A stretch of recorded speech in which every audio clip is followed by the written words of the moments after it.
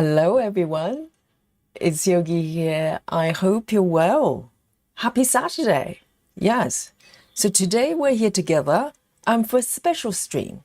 And this stream is kind of tutorial in nature, but ultimately just me sharing what I know with you and see how it goes. So it's exchange of information. So, that's the beauty of live stream. So today I want to share with you, I would say, all the methods I know of up to today of how to start a thread and how to end a thread.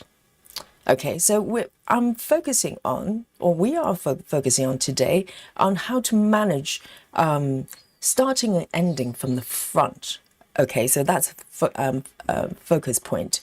And there may be methods that requires flipping over the work, etc. So we're leaving them out for today. We're focusing on how to manage from the front. Okay, so I placed a piece of fabric here, and because my desk is slightly reflective, so it's just easier for the eyes. Okay, and so it's just a background color. And but before the demonstration, I also want to show you a couple of things that's been requested quite a lot, which is how to use this type of hoops, good old-fashioned, round hoops, and also get really good tension for my fabric, because I like my fabric really drum tight on my hoops. And so I just want to show you how I do it day to day. I know, it's a very, very basic things, but it's a quality of stitching. So if you're not able to get your fabric to the right tension, it's not, not really fun to stitch for me, definitely. I do not like soggy fabric. Okay. And also, so the plan today is to show you how to load up to get my fabric on the hoop, but also to show you how to how I set up my desktop embroidery stand. And that has been asked quite a lot as well, because day to day I live stream with you, I stitch with you, and my stitching stand is very, very stable, very sturdy. And I want to show you how to set it, how to get a hoop on the stand, because it can be a little bit tricky if you've never used that kind of stand before. So this is the plan today, and everyone, welcome. And I see you in the chat. Okay, I see you, all my favorite people here. And so later on we're doing Amy Sao together, and I'll say hello one by one to you properly, but I can see you in the chat. I know who's here. Okay, so wave back at you, and so welcome everyone. And I just want to get started. Okay, and so how it's going to work is while I'm sort of explaining things, sometimes I'm not paying full attention to the chat, but from time to time I would. So if you have questions that you would like me to address relating to what I'm talking about, then put a question mark. Okay, so my eyes go there first, so I know it's not sort of general chat and that there's something, you have questions there. Okay, so let's get started. To start, I want to talk about the type of hoops that I use day to day. So you guys probably heard me talking a lot about this one, which is, let me just zoom in a little bit there. It's Nudge hoops. Okay, let me just turn it around so you can see the logo there. Zoom in a little bit more. Here we go. So you can see, so this is the brand name. So quite a lot of you are probably using their hoops already, and they're great. And also they come in double depth ones, which literally deeper, twice the depth. So those I really like as well. I use on a regular basis, and they come in different sort of sizes, and the screws are really, really sturdy. And this brings the sort of really important point for the hoops of my choice. I always use ones that you're able to use a screwdriver to do. Okay, so basic sort of items I need for the setup process will be my hoops. And this one is LBC, which is one of my favorite brands as well. I don't buy them that often anymore. I kind of tend to buy Nudge, but you can see it's got very sturdy screw. So that's the key point when it comes to choosing my hoops. So to set up the whole thing, I'll need my hoops, obviously, and also a couple of these hair clips. So that's very frequently. Let me just zoom out a little bit for you. Hang on, let me just come back here. Okay, so you can see a whole lot.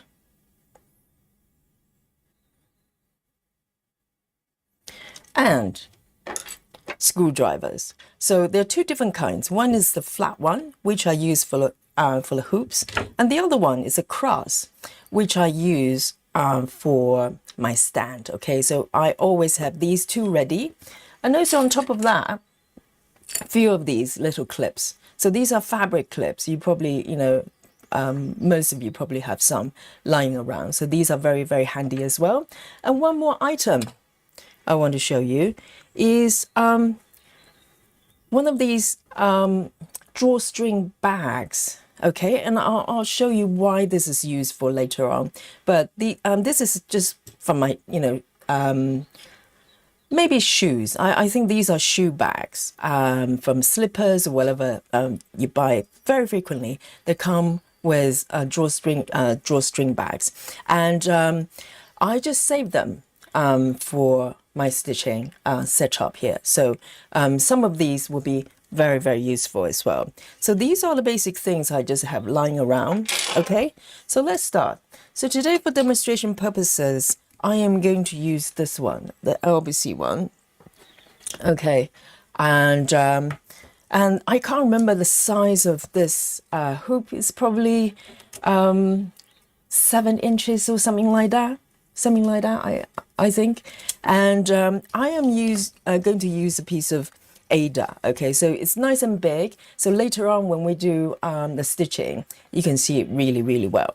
So I've got this piece of Ada here. So basic thing, okay, because stitchers using different kind of frames and hoops. A lot of, I have used Q-snaps for quite a while as well. But, having tried all sorts of things, I come back to the good old-fashioned hoops.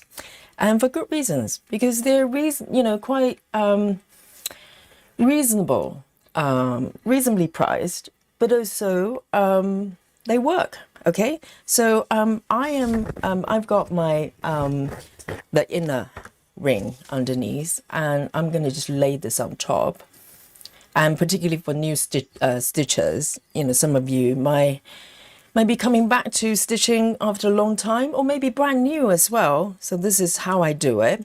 Not be all and end all. This is just how I do my own setup. Okay, so loosen the screws a little bit to start with.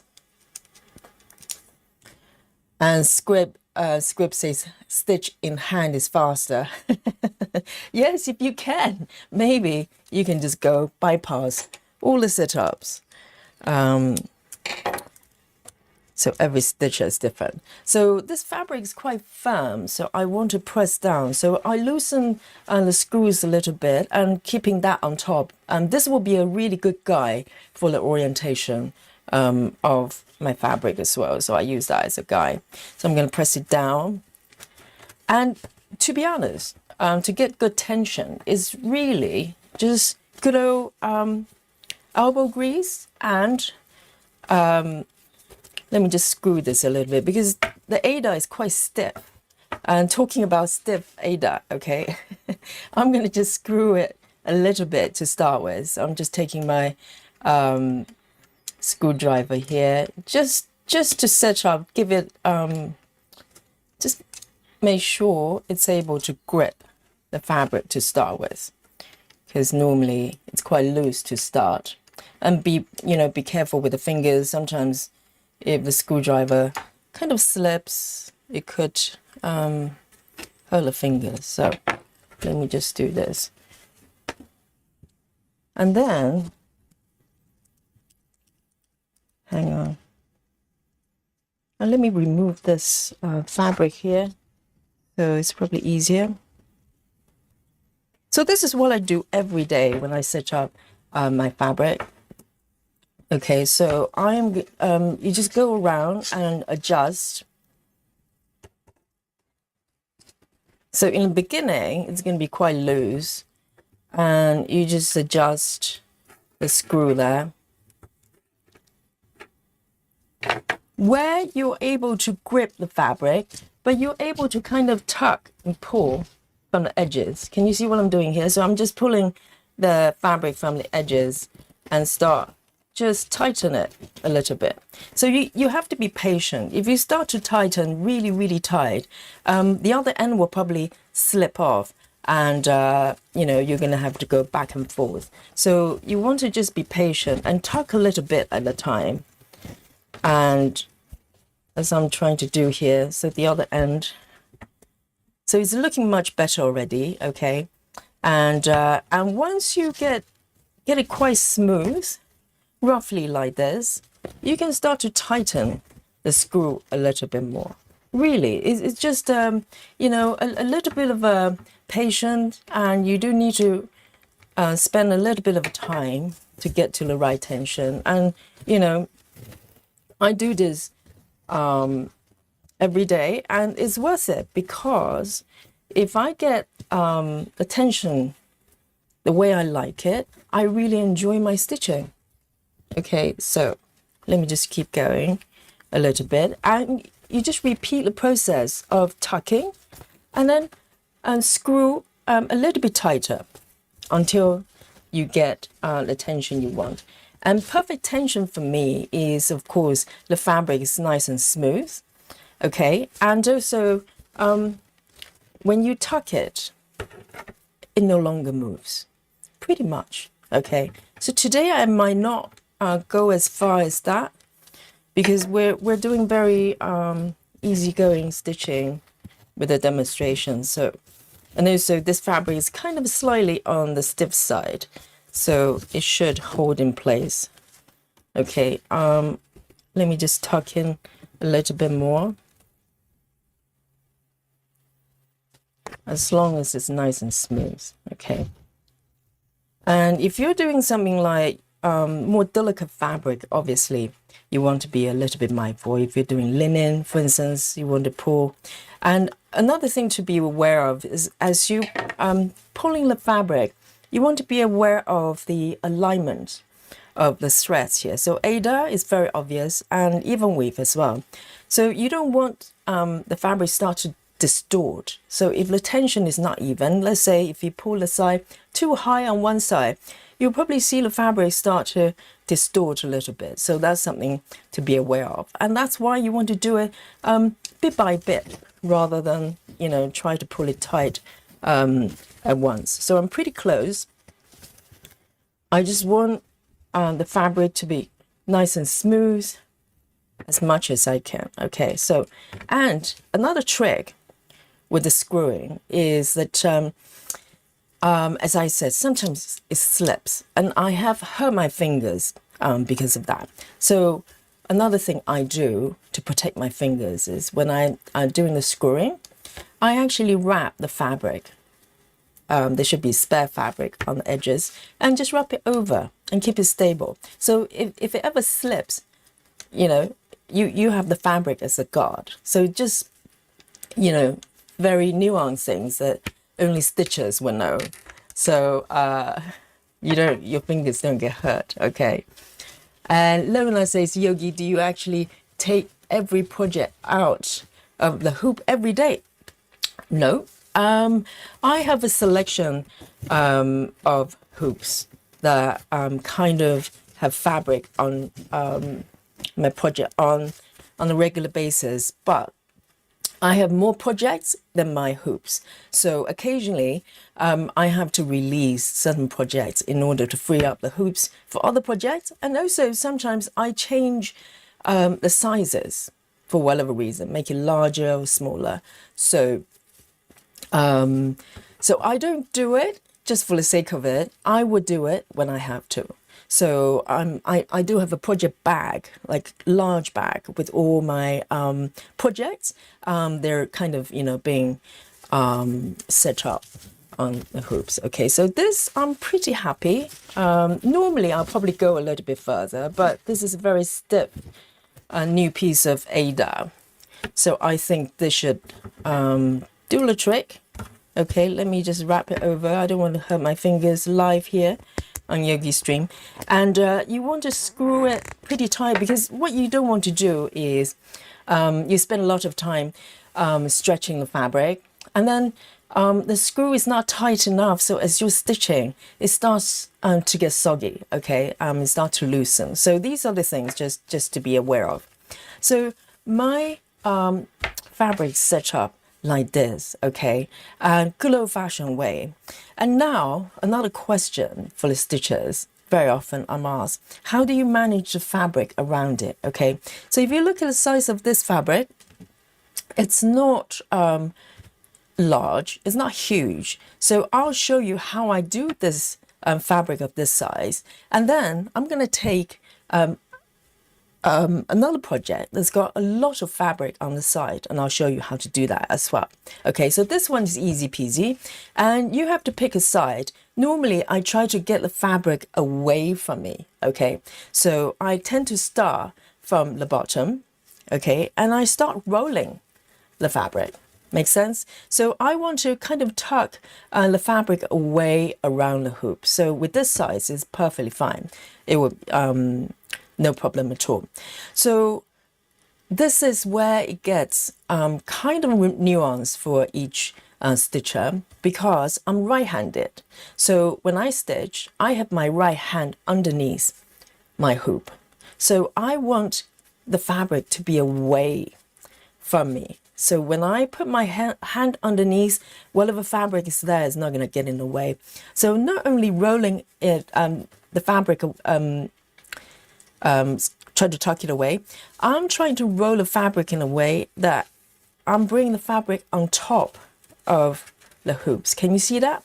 So if I'm just rolling my fabric on the side and not properly tucked over the hoop, it's going to go like this after a while, and my hand is going to get in the way like that, and that annoys me. So when I roll my fabric, I want to roll it on the right side where my hand go under. I want to roll my fabric over the hoops, the edges of the hoops. Can you see that happening? So kind of roll it over the edges, so it's completely away from the bottom of the hoop where my right hand will go under. So these are the little things. Maybe it's different from you. Maybe you're left-handed, or maybe you don't mind at all. So I just keep rolling over the edges there. And oh, you know what?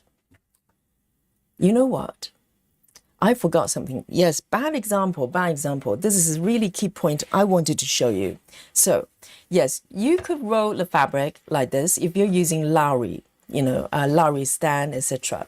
But for my stand, okay, this is what I do. This is so important. And so before I show you how I manage roll out the fabric, I want to show you my embroidery stand. Okay, so this is it. This is one of the most asked questions, really, because the stitchers are asking Yogi that how do you keep your stand so stable and everything. So this is a type of stand I'm using. It's called, if you search for desktop embroidery stand, you probably find quite a few of these. So this is a brand, I can't remember what brand it is. I got it from Amazon ages ago. And so what it is, it's basically a really sturdy wooden base with this slot. You're able to slide these two vertical bars to create the width you want for your frames or for your hoops. This one works for Q snaps as well. And because you're able to turn the dials and open it quite wide. As you can see, all you have to do is to increase, to loosen it, and this little clamp kind of opens, and you can, make it as wide as you want within reason, okay? And I've tried it on Q snaps, it works, okay? And on both sides, you have the dials as well, so you're able to loosen it, so you're able to turn these two clamps sort of different angles, okay? So this is it. This is a very simple mechanism there, a base, two vertical bars where you can slide to create sort of different widths for your frames or hoops. And then, everything is all mechanical and really, really good, really sturdy. Okay, so, but it's slightly tricky to set up your hoops properly. It might look simple if you have a very, if you have a hoop that doesn't have any fabric along the side, it's probably quite easy. You just clamp the hoop in between, sandwich them, the hoop in between those two clamps, right? So the tricky part is, first of all, the one on the left, you have to leave it loose for now. So what you do, this is where this one, the screwdriver, the cross one, that comes in handy, because at the base, at least for this model, it requires a screwdriver like this to tighten. So you do have to turn the base, stand over in order to tighten it. And I do it every day, okay?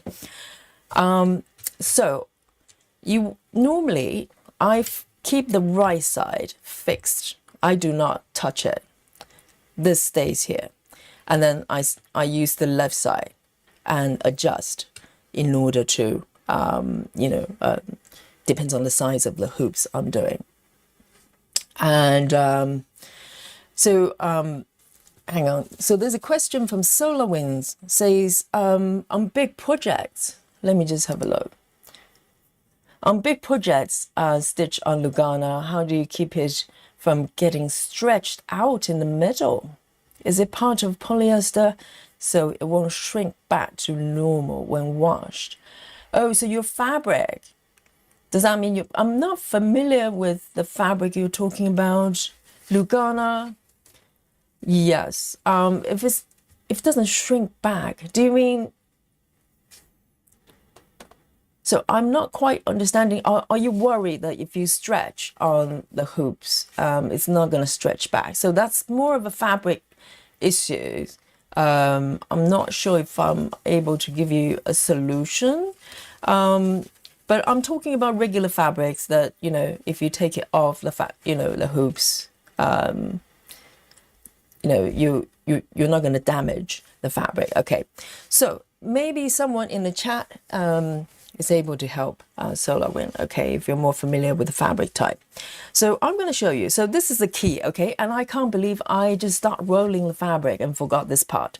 So when you set up your fabric on the hoops, naturally you want to start to tidy up the fabric, and you can do that if you're not using this type of stand, okay. If you're using Lowry, then yes, you start to manage, tidy up the fabric first. But with this stand, I learned it. It took me a while to actually realize what I was doing wrong, because initially I would try to do what I was just doing there. I tried to roll up my fabric, gather everything all clumped up and try to load it on the stand and realize it doesn't fit. And I have to undo everything in order to do that. So now I know that's a problem. So what I do now is, once I get my hoop fabric set up on my hoop, I leave it, everything dangling, okay, doesn't matter, and try to setting up the hoop on the stand. Okay, let me just tighten this bit a little bit, otherwise it's going to annoy me. So this is the key, okay? And I think a lot of stitchers struggling with this type of stand is probably around here. So first thing you want to do is just leave everything there, all the fabric around, and start positioning your hoop on the stand. And you can tighten it to about 90%. You want to leave a little bit of a space there because you probably want to, you know, adjust the orientation a little bit. So about 90% as long as it's stable. And then you can set up the other end. Okay, you can slide the second bar, and so you know at this point, you know the distance you need for the second bar, and start to tighten this star as well, probably about 90% as well. All right. And once you're there, the next thing I do is to kind of turn it slightly towards me. I normally do stitch in a slight angle, and depends on my sitting position. And I tend to sit quite close to my stand, and also I'm kind of looking down diagonally, okay? And so not directly under my chin. So I tend to turn my hoop kind of in an angle.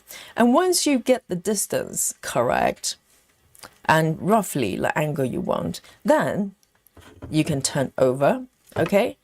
And use the screwdriver, step 2, to fix the second bar. So you might need to adjust this bar a little bit. Just make sure it's not sort of, you know, slightly diagonal, and you just screw it like this, okay? Just tight enough that it doesn't slide around. That's it. Okay, nothing too over the top. And you're 90% there. The remaining 10% will be the fabric. Okay, so this is when you start tidying up the fabric here. So let me show you. Let me slide it over a little bit. So I normally start from the bottom, and doing what I just explained, I will start to roll the fabric on the right side over the hoop, so it's completely, you know, away from my right hand. And once I get to the right end, and so this is the important part as well, you start to slide and tuck the fabric underneath. If you first of all, you're probably going to have problems trying to keep the fabric above, right? So what you do is you start to tuck the fabric below, and then come up on the other end and start to roll over or somewhere there. It probably doesn't matter at this point because everything is away from me now. And just keep rolling over the top. And then take one of the hair clippers, and fix the right side. So I bring out my fabric on the right side, roll over the right end, and then clip, okay? And let me see if I can zoom out a little bit more. And then I'm going to do the same for the other end.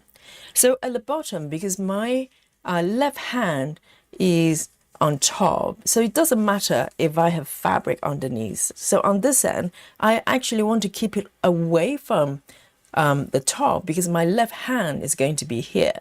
So I kind of arrange in a way that flows with my position, my hand position. So this end, I'm going to roll it under the hoop, okay?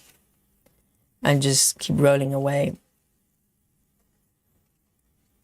And then come out the other end from the top, doing the same thing. And once you get to the top bit, it doesn't matter. You can just roll it over, under, whichever, as long as it's stable. So with this piece, there isn't a lot of fabric, so it's not too bulky. It's perfectly fine.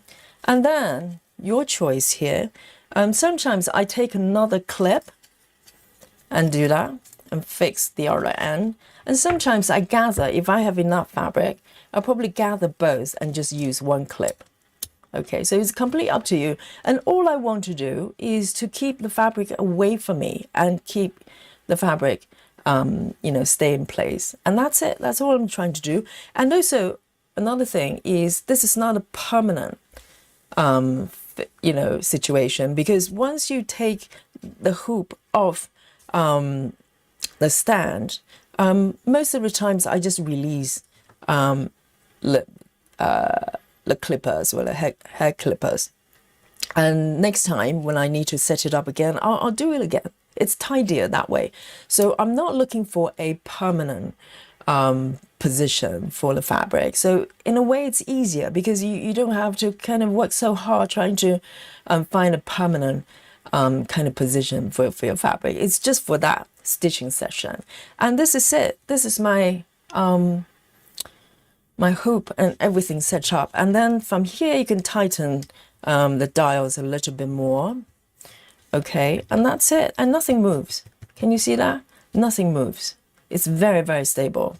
And so when I'm stitching, there's no wobbling, there's no bouncing, and everything's stable. And the reason I recommend this kind of stand, I have Lowry stand as well, and I use, very frequently, but I highly recommend this type of stand, and you can get it anywhere, and it's quite reasonably priced because it's absolutely stable. And also it forces me to sit up in a position that, because you have to prop it on a desk, on a table. By default, that's probably a lot better option than, sit on the sofa, maybe hold it towards your laps, etc. This stand, because you sit up, it doesn't move. It forces me to sit up straight and to work with it. And so that's the reason I really, really love it. Okay, so that's my setup. This is where I'm going to demonstrate my start and ending methods. But before that, I just want to show you one more, because you might go, well, this piece is quite easy to manage because there isn't a lot of fabric. So let me show you what I would do when there's a lot of fabric. Okay, so I'm going to show you my little cake shop. So this is what I stitched yesterday. And Lizzie says, what is this stand, as I miss the beginning? Okay, so this, the stand, you can just go on Google or Amazon, just type in desktop embroidery stand. You will find something that's pretty much identical. The thing is, the only difference, only thing you want to be mindful is I've seen models that's got at the base where that slot where you can move the bars. Some of them are break into 2 bits, meaning that there's a limit on where you can move the bars. So that I probably wouldn't recommend. Find the ones that's got like a continuous slot at the bottom, so you have the freedom to move the vertical bars wherever you want. Okay, makes sense. Just look up desktop embroidery stand. So this piece, it's a full size heaven and earth. Okay, so it's quite a large fabric. So I want to show you how I manage this. Okay, and it's the same way I just showed you. I'll set it up on my stand first and start rolling the fabric. But I'm going to just show you how I manage this amount of fabric. It's huge, and this hoop is not huge. Okay, this hoop is quite standard, small size on the small end comparing to the project. And because I'm working on the left side, so it depends where you are on the fabric. This size, only a little bit left. So what I'm going to do is the same goal. I'm going to bring the fabric away from me, okay, rather than towards me or left side, right side, because I'm going to work with where I am on the fabric. So there's only a little bit extra on the left side. So I am going to just start from there, start rolling, okay. And this is, so imagine if this is already on my stand as well. And I probably do this process with Lowry as well. With Lowry, obviously, I tidy up the fabric first before I load it up on my Lowry. Okay, so I'm going to start from the left side and start rolling. So this is only a little bit here, so it doesn't matter. I can, rearrange the position of the fabric. But when it gets to the right side, again, I want to roll my fabric up over the hoop. And it might be different for you, might be the opposite. Okay, so you need to make the modification. So the fabric starts to build up. It's starting to get a little bit bulkier. And this is where I will slide under sort of right side of my stand and then keep rolling, okay? And because it's got so much on the top, okay, really, really thick roll of fabric. So what I do is I take one of the hair clippers, fix the position first so it doesn't go anywhere, okay? And I am going to take one of the drawstring bags that I showed you earlier on. It could be a pillowcase or whatever, but drawstring bag is perfect because you can just tighten the top, okay, quite easily. And so what I'm going to do is to gather all the fabric here and then place the bag over it to protect it. Okay, so I'm going to roll the left side as well, just a little bit, so I can gather everything towards the center. And it doesn't have to be super tidy because the goal really just to give it somewhere that you can protect the fabric in the meantime and then fix it. So what I'm going to do is just tuck whatever fabric there. You know, if you're doing super size, your fabric is going to be even bigger. And just place the drawstring bag on top and then pull it tight. That's it. Pull it tight. And then with the drawstring bag, for instance, you can just normally I just make a little knot here that you can undo very easily, just a little one. And in order to keep the bag attached to the fabric, I take these little fabric clips and just liberally just pick wherever that's accessible and just clip them. Just allow the bag to be attached to the fabric so it doesn't go anywhere. That's it. So it doesn't matter how much fabric you have because this is a way for me. It's a way for me. So, if you're using Lowry, this bit would just dangle. And if you're using the stand that I was using, then this bit would just hang over the other side. It doesn't, get in the way at all. And that's it. So this is a very large piece of fabric. No problem. It's just here. Just here. And it's protected as well. So when I take it off the stand, sometimes it stays like this in my project bag. Like that. And I just tuck it in the big bag, take it out. I can rearrange it a little bit and I can start stitching. Okay, makes sense? Any questions? So this is it. Really, really easy. And Samantha saying, I'm learning so much today. I'm glad, because these are the things that really, a lot of this is very nuanced, very personalized. So you can take whatever I do here and apply to your situation. Okay, you might need to modify it a little bit, but the goal is very simple, right? We're just trying to arrange in the way that that doesn't get in the way. Okay, so this is how I do my larger fabric. And now, if you don't have questions over the stands, then we can start our main course. Our main course is our starting and ending methods. Any questions? If you have questions regarding the stands now, then ask me now, okay, so I can address it. And put a question mark there so I know it's a question. All right. Otherwise, we can move on to our main course. Okay. And so this is 14 count fabric, so it's nice and big for you to see. And so a lot of these methods, it might stitch a little bit differently if you're using 25 counts or 28 counts, right? And so just bear that in mind. But I want the stitches to be nice and big so you know what's happening. So the starting and ending, this is like, you know, the probably most fascinated area for a stitcher, because, you know, we have to, doesn't matter what we do, we have to start the thread, we have to end the thread. And as I said, today I'm going to focus on the methods that you can manage from the front. All right, so that's a focus point. So I have a list here. So these are the methods that I'm aware of, that I learned, particularly since I started working on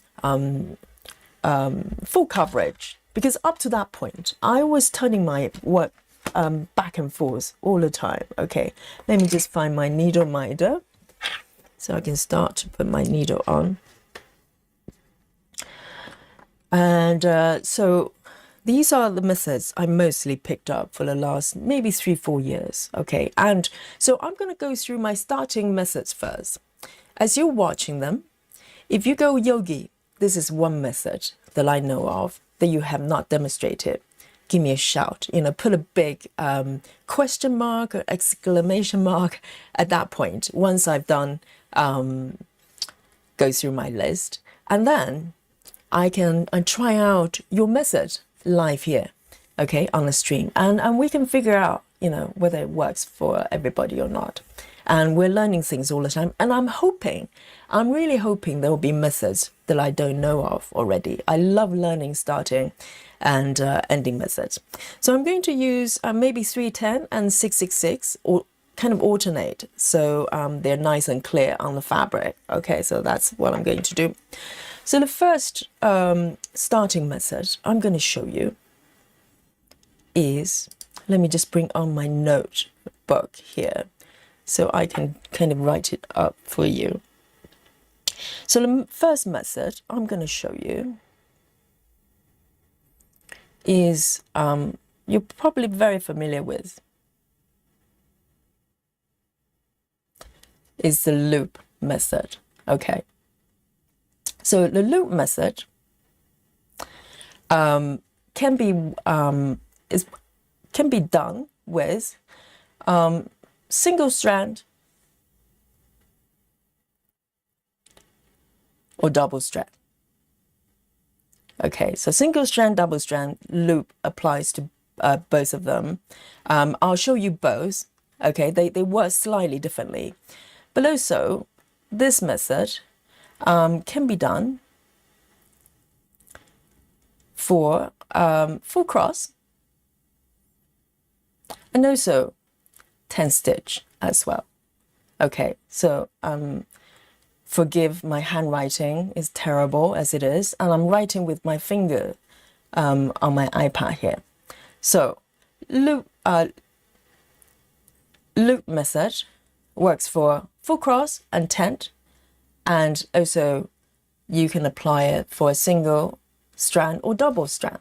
All right, let's start. So I want to zoom in for you,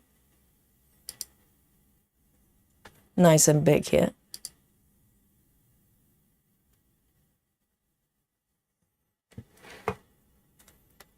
And let me just load up. Galen says, thanks for the tips. I have the same stand. I know, I've been asked so much about this stand, and but it takes a little while for me to kind of realize how to use it properly. Kind of changing the sequence on how you set it up makes a lot of difference. So I'm using DMC threads here. So I'm going to demonstrate the double strand loop start first. And let me just come up here first so you know what I'm doing with my thread. So in order to do loop double strand, you need a slightly longer piece of thread, okay? And and you need to fold the thread in half. So we're creating the loop. I have to say this is probably one of my favorite methods whenever I can do it, okay? Double strand, the real loop. So I'm going to show you how to do it with single strand as well, but this is the loop start. So I fold my thread in half. This is a lot longer. And I create a fold over so one end basically creates a loop here, okay? And I am going to thread my needle from the other end where there are two strands split open, and I'm going to take my needle here and also show you how I thread my needle as well. It's probably one of the things. This is what I learned on YouTube as well. I can't remember who, so I can't give credit. So I take my two threads and just take my needle and wrap the threads over. Okay, so this is just a quick demo of how I thread my needles. You know, I stitch very slowly, but I thread relatively well. So I'm pretty proud of my threading skill there. So I wrap the thread over and pinch really hard. So this is the key. Pinch really hard. So you create that little bit picking out there between the fingers, and then you just place the eye of the needle over. Never demonstrate live, okay? See, it doesn't like me. Okay, let me do it again. I have to do it quickly, so it kind of works better. Yes, so I'm putting my threads over and then just pull the bits over, and that's it. So it takes about 3 seconds. So there are stitching methods where I have to switch colors quite frequently, like color flow or Gemma's method, and this method is really, really fast. Okay, so I've got a loop here. Okay, this is the key. I've got a loop at the base, and I'm going to zoom in here. Okay, I think we're max here. So this is where I am. Hopefully you can see it nice and clear. Let me see if I can zoom in a little bit more. Oh, yes, very, very good. So my needle is threaded like this, okay? And I am going to start.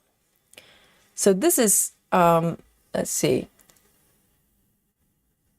So I am going to, so if this is where I'm going to stitch, okay, so this is the stitch I want. I am going to put my needle in. Let me see if I could switch my mode a little bit so it doesn't go everywhere. Here. Okay, that's better.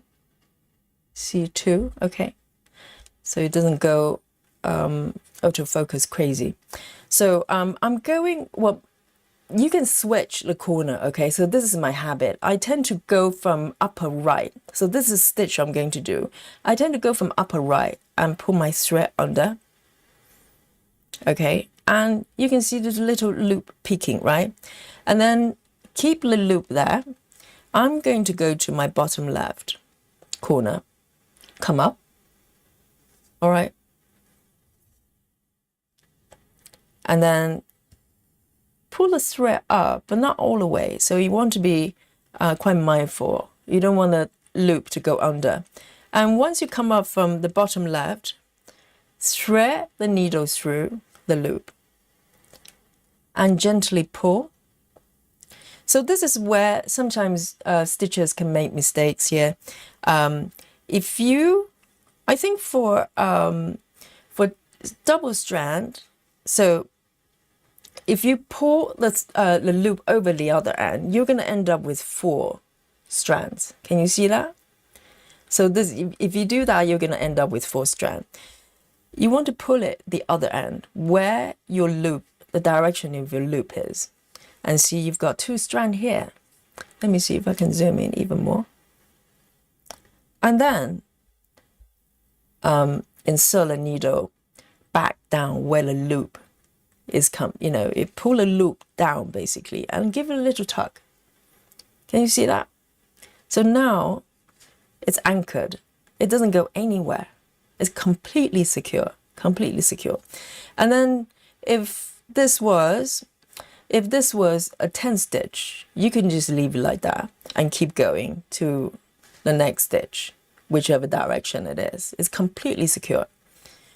Or with a full cross, you come up bottom right and just stitch as usual, right? That's it. And you can keep going. Totally secure. This is my absolutely favorite way of doing it. But we're talking about pros and cons of every method. Okay, let me just do one more stitch here. Right? So we can just keep going as usual. So I'm going to show you how to start with loop, and I'll also show you how to end with loop as well. It's a little bit different, but let me just bring it up this end, okay, and just part my thread here. So we're talking about pros and cons of this every method. So this is beautiful. If you're doing 2 strand, you start with this method, easy peasy. And I'll say in terms of the security, well, the level of security it provides with this method, I'll say, how secure do you think this method is, chat? You can type in a number from 1 to 10. How secure you think it is? Meaning that, you know, once you end the thread, it's not going to go slip or anywhere. Let me know. So this one should be easy peasy, right?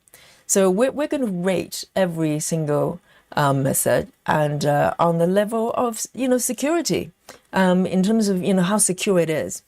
Personally, okay, I would go for, oh, Lizzie says 10, okay, Love Drunk 10, Samantha 10, and Diana and Sarah, everybody's 10. And I would have to agree, yes, every pitch is as well. I'll say 10 because it's literally being looped in. You can't go anywhere physically. You have to defy, you know, some physics in order for it to just pop up, you know, pop off. So in terms of, I'm going to give it, okay, in terms of how secure it is. So we're talking about double strand here. Okay, so let me do this. Let me rate single strand and double strand. How's that? Okay. So for both full cross and tent,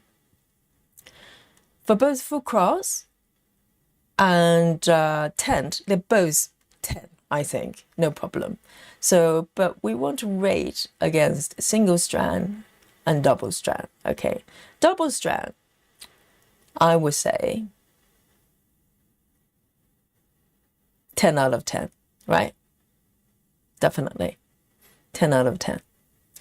No debate there. And so it's a dream stitch, isn't it? But the downside is once the thread is ended, you probably leave sort of embeds. You're not going to throw it away. You're going to keep using it. So when you come back and use this leftover piece, right, you're going to have to do it in a different method because unless you keep folding the thread in half, you have to change the way you do it. So this is where I'm going to show you single strand. So single strand with 2 strand, no hoop, no loop. So it's not so much a single strand loop. It's more of a no loop method, if you know what I mean. So I'm going to take a strand of black here, okay? And I'm going to show you how to do it either with single strand or double strand with no loop without folding over. So it's a slightly different way of doing it. Whoops.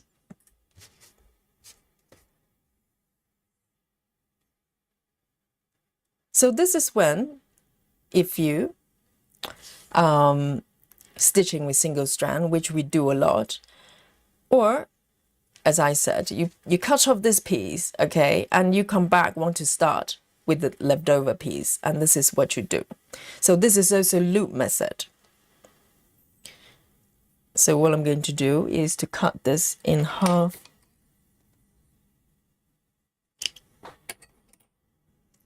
So now I have two pieces of strand, two pieces of threads here together side by side. There's no loop on either side. Okay, so we in order to do loops method with no loop, we need to create the loop ourselves. So this is what we do. So let me thread. So I'm going to demonstrate with two strands so you can see better, but this is the same method if you're stitching with single strand. Okay, so let me zoom in a little bit. So this is our loop strand, loop start. So, and this is make your own loop start. Okay, so I am going to come next to it. So normally what I do is to just, let's say if this is the stitch where I'm going to stitch, I'm going to just come away a little bit and leave a little tail. I know some stitchers might do it differently. I like to move away a couple of stitches, and then I'm going to just put my needles down to the thread down, and just leave a little tail there. So this is a method you will need to cut off the end bit in order to do this securely. And with make your own loop, DIY loop method, okay, I am going to come up from the bottom left. So this is my habit. So I somehow, when I make my own loops, I like to come up from the bottom as well. I think it's the same with the other one. Oops, I lost that. So let me just pull my my thread down, okay? And I'm going to come from the bottom left of my stitch, bottom left corner, and just leave a little tail there. And this is where we're going to create the loop ourselves. There's no loop, so I'm coming up from the bottom left. Let me just move this over a little bit to the center. I am going to come down again with my needle. So I've just come up, okay, from the bottom left. I'm going to put my needle through from the same corner, but not pulling all the way down. And this is where we're creating the loop ourselves. Can you see that happening? So we have a little loop here. And then I'm going to bring my needle from the upper right and not pulling too tight. Okay, so tension is the key here. So if you're too keen and start pulling, you're going to lose the loop. Okay, and then this time we're going to thread the needle through the loop right here and give it a little tug. So with this method, for me, it's a mixed success. With 14 counts, I can probably get away with it. But a lot of times when I do it on 25 counts, this knot kind of stays there, kind of slightly tricky. So even tension is important. So once you have your needle through the loop, again, if you pull it the other side, you're going to end up with 4 strands. Okay, we don't want to do that. When you pull the other side, you can always check, right? And then we're going to insert the needle down where the little knot is. And with some luck, I should be able to tuck it under. You see that? Yes. So that's the loop. And I'm tucking right now. It's very, very secure. Whoops. Maybe not that secure. I just lost it. Okay, so when it comes to rating, I know what number you're going to give it. Okay, so this is important to see that, because I have seen videos of people demonstrating this method and they go, oh, it's so secure. Not for me, okay? Not for me, not always. If you keep pulling, you can pull a thread completely off. So let me try it one more time and I'll show you what's important here. So with a single loop start, personally, okay, I'm going to come up to the upper right there. Personally, I will recommend it. I'm going to pull a needle through and keep, sometimes it's helpful to probably keep that thread and hold that thread for just for a little bit. And then I'm going to put my needle down to the bottom left. Okay, so if you keep pulling, you could potentially loosen the whole thing. But if you're doing full cross, you are going to come up from the bottom right there, or whichever corner of your choice, and then complete the full cross. Once you complete the full cross, it's super, super secure. Super secure. Okay, so I would say I'll recommend DIY loop start for full cross. I personally probably wouldn't use it for 10 stitches, because unless you can secure this bit, you leave the tail there and then, you know, make a few more stitches to tuck it in. Okay, so the pro of this method, DIY method, DIY loop method, is that you can do loop start without a loop. But the downside is if you're stitching 10 stitches, it's not super secure. Okay, so what number would you rate this method? Right, so let me just thread this, pull this thread out as well. Let me just do a couple more stitches here, because once you're, you know, once you keep stitching, it's kind of secure. But if you're doing tent, it's a little bit questionable. Makes sense? So you have to make judgment call based on what you're doing. This says 4. I think for 10 stitches, Solar Wind says 9. Lynn says 4. Libonacci says 5. Yes. So personally, for a single strand or DIY, really DIY, doesn't matter what strand. So we've got 8, 8, 8. So this is probably gauge, you know, overall score for both, right? Because for 10 stitches you could make it work. You just need to make sure the tail bit get tucked in as well before you go all the way. So with this method, you do need to cut off the end bit, because otherwise it's just not secure as you're stitching. But once you do the full cross, it's fine. It's that process, you know. Nikki says too much work. Yes, that's a really good point as well. It's slightly labor intensive, because the real loop start, the loop is just there. With this DIY loop start, you do have to DIY your own loop. Okay, so that's the decision you have to make. Some people might just like it, you know, like the way they do it. But also, I would say another element is, I find when I do it with 2 strands, for instance, as I said, sometimes the little knot, you know, you thread through the hoop, the loop, and then you have that little knot. Sometimes it doesn't go down when I do smaller stitches, like for, you know, 22 upwards. Sometimes it gets stuck there and I end up with a little lump there. So it's not my favorite method, DIY. I love the natural DIY, the genuine DIY sort of loop, genuine loop. The DIY loop makes feelings. Sometimes, you know, I don't mind doing it, but you know, pros and cons. Okay, and also you need to snip the end off as well. Okay, so that's the loop method. So oh yes, I need to give you a score as well. So for a single strand or DIY strand, DIY loop start, I would give it about I'll give it 7. I think it's workable, okay?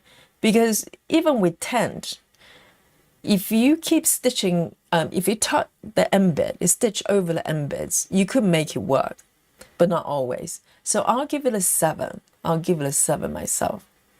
Okay. And anything I haven't covered for loop start, let me know now. Otherwise, we're going to move on to the next method. Okay, so this is the loop situation here. Let me move over here for the other stitch. Okay, whoops.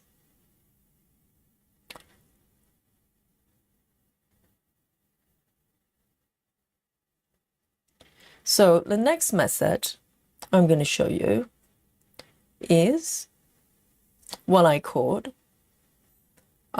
this is starting, okay? I don't have a name for it. I learned it from someone else ages ago, and so I can't really give credit to the person or persons. I call it just stitch start, okay? I'm gonna just not just dance, okay? It's called just stitch, okay? And forgive my my handwriting is absolutely gross, but it's the best I can manage. All right, so it's called just stitch, and my screen is not loading. Let me see what's happening here. Okay, it's not moving, so I need to, let me just restart this. Okay. Oh yeah, it's done it. And then I started it. I know that the handwriting is just terrible, isn't it? It's shocking. I know. But I'm writing with my finger, okay? So it's my excuse. So you've got this over here. Let me see. So I call it just stitch because literally it kind of is just that. Okay, so let me show you what I mean. Just stitch. And this one applies to full cross. This one doesn't work for tent. Okay, so just full cross. And you can do it single or double. So it applies to single and also multiple stitches as well. All right, so Grace Houston says, Yogi, have you tried bringing your thread in the opposite hole so the thread goes over the loop?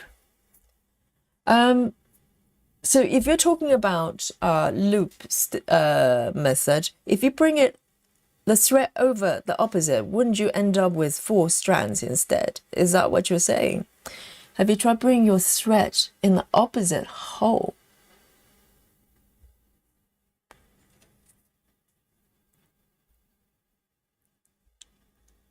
Okay, so I'm going to show you just dance or just stitch method. I don't know why it's not refreshing. So I don't know whether you can see my analysis on this. Okay, doesn't matter. And let me just do this, okay?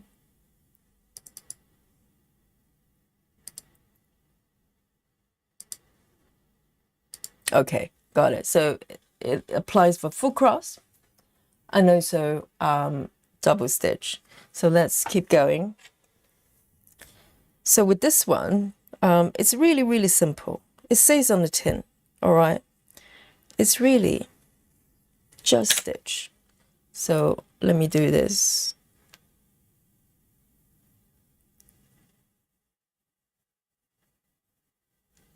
So I'm leaving the tails here because I'm going to come back and show you how to end as well. So I'm leaving the thread there, just allow it to dangle. And I'm going to demonstrate this one with 2 strands, okay? So you can see it nice and bold. So I would say this method, I'll break it up in kind of quote unquote beginner if you've never done this before, I'm going to show you how I do it now. And then I'm going to show you, once you get used to it, how you can kind of optimize the method. Let me just do the threading here. Here we go. So just stitch, literally, what I'm going to do is stitch across. That's it, okay? So what I normally do, when I first started, in order for me not to just go insane, because so my thread doesn't just slip under the fabric all the time, what I do is I move away a couple of stitches from the location I'm going to stitch. Okay, so I'm going to just insert my needle here and leave a little tail. It doesn't have to be very long, just, you know, to keep it secure. And I'm going to come over here and start my stitch. And, you know, sometimes I press, press down the tail there. So this is for if you're just starting doing this method, the tension is kind of, you know, can be a little bit tricky. Okay, so let me zoom in a little bit for you. Okay, so I'm pressing down here, and then I'm going to just do a cross, whichever side you come up with, because I normally start from the bottom left to upper right for the first leg. So I insert my thread on the upper right corner. So it creates, if you imagine at the back of my fabric, this thread goes diagonal down here. So when I stitch the rest of the stitches, it gets tucked in. Okay, so it doesn't kind of just at the edge. You know, if I start from the bottom there, this line would be lining up with the corners there. I don't want that. I want it to cross over, so I can, you know, as I stitch, I can stitch the bottom, sort of the thread at the bottom of the fabric. Okay, so I'm gonna just do one leg, and then I'm gonna literally just come up from the bottom right, just do a normal stitch. But you want to adjust the tension so this bit, you don't lose the little tail, okay? And down. That's it. And then just keep stitching, because once you do the second leg, it's very, very secure. I can tuck as much as I want. The first leg, don't tuck, okay? You're going to lose the thread. Once you've done the second stitch, literally, I'm tucking. Can you see that? It goes nowhere. Totally, totally secure. Can you see that? I keep tucking. And I can just keep going.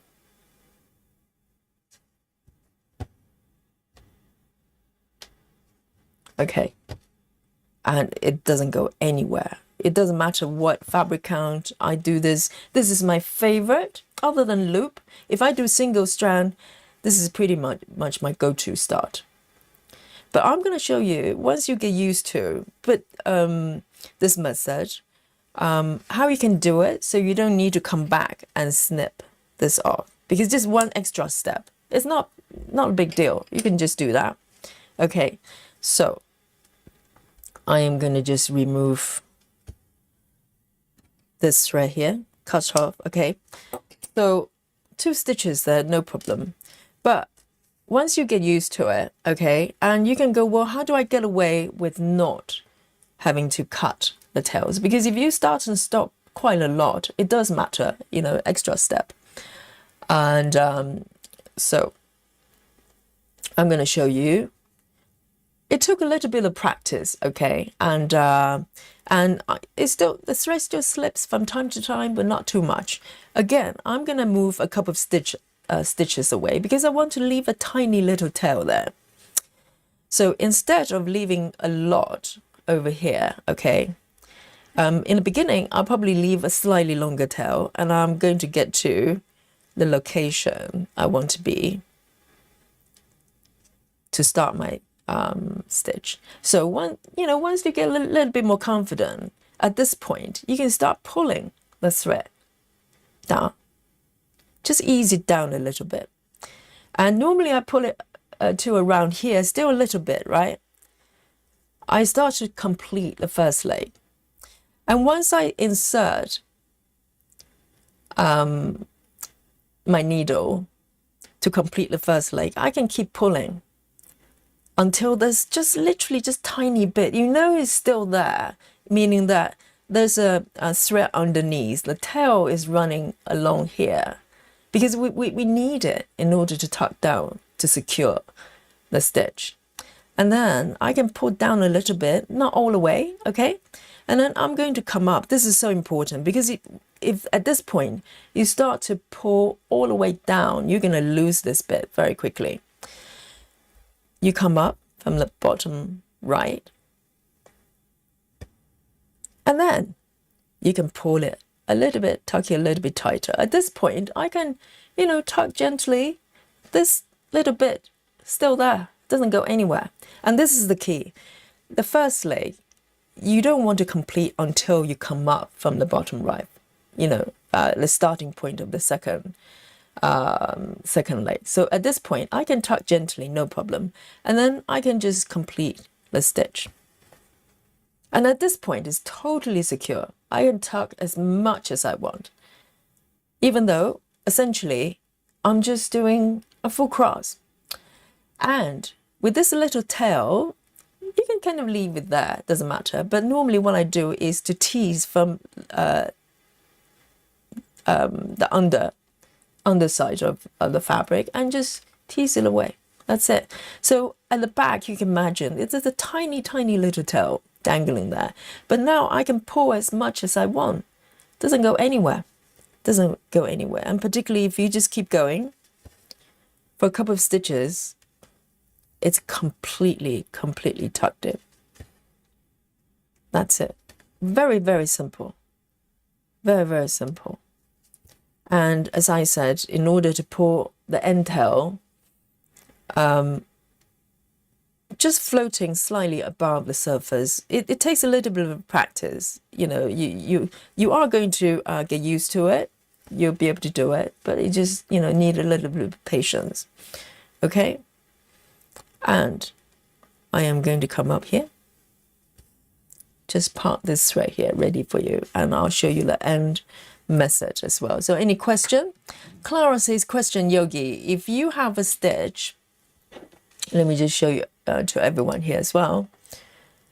Clara says, what if you have a stitch already on the right side completed? Do you still do a tail with a stitch already stitched? Yes. I think what Clara is saying is, let's say, let me see if I can pull another thread. When I insert the thread, okay, let me just pull out 310 here so I can show you the contrast. Very good question, because when you're working on full coverage, there's stitches everywhere, right? Stitches everywhere.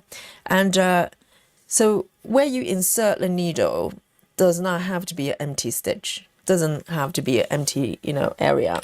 It can be anywhere. So let me show you here.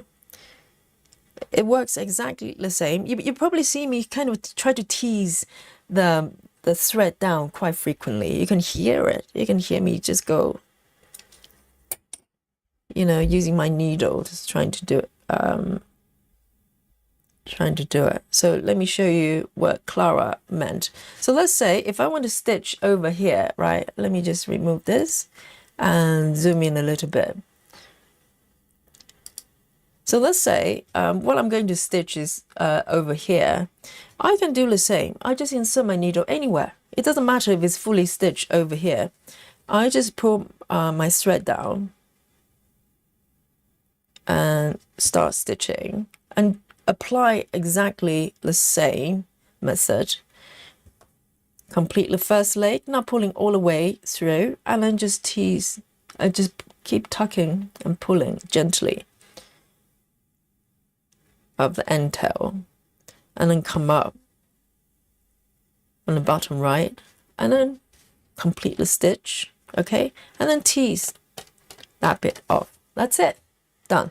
Make sense, Clara? All right. Great question. So let me just come up here and cut it off. So this is what I called just stitch. So guys, what would you give it in terms of level of security that it provides, and also ease of stitch as well? You literally do not have to prepare anything, and you can stitch anywhere. So this is kind of my go-to method for single strand, and quite a lot of times double strand as well. If I can't do a real loop, I enjoy loop stars. So if I can do a loop, I do a loop with double strand. But otherwise, this is what I do, and you can do it with single strand, double strand. The only downside is you can't apply it to 10 stitches. Okay, you can't do it for 10 stitches. And for this one, guys, what rating would you give it in terms of how secure it is? I'm trying to recall whether there are occasions. So let's say 10, I use it. I have not had any problem. Yes, maybe rare, really rare occasions.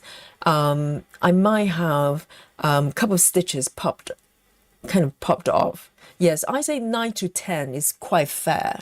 9 to 10 is, you can give it a 9. Personally, I wouldn't say 10, because there are, possibility. It's possible it might pop off particularly if you just do one single strand, single stitch, and then for whatever reason, if you have another stitch, you come up from whichever side, this bottom left or something, you could push the end tail up.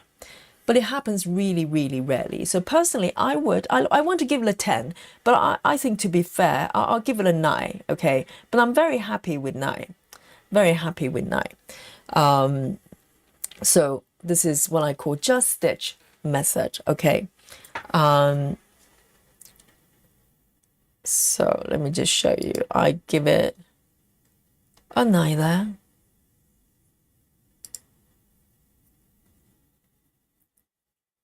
Okay, so I think the iPad is having a little bit of a having a little mood with me. It doesn't want to. Yes, 9 has finally appeared, so I'll give it a 9. Okay, any question of this stitch? Otherwise, I am going to move on to the next one. Okay, so the next one is kind of quite familiar with for most people.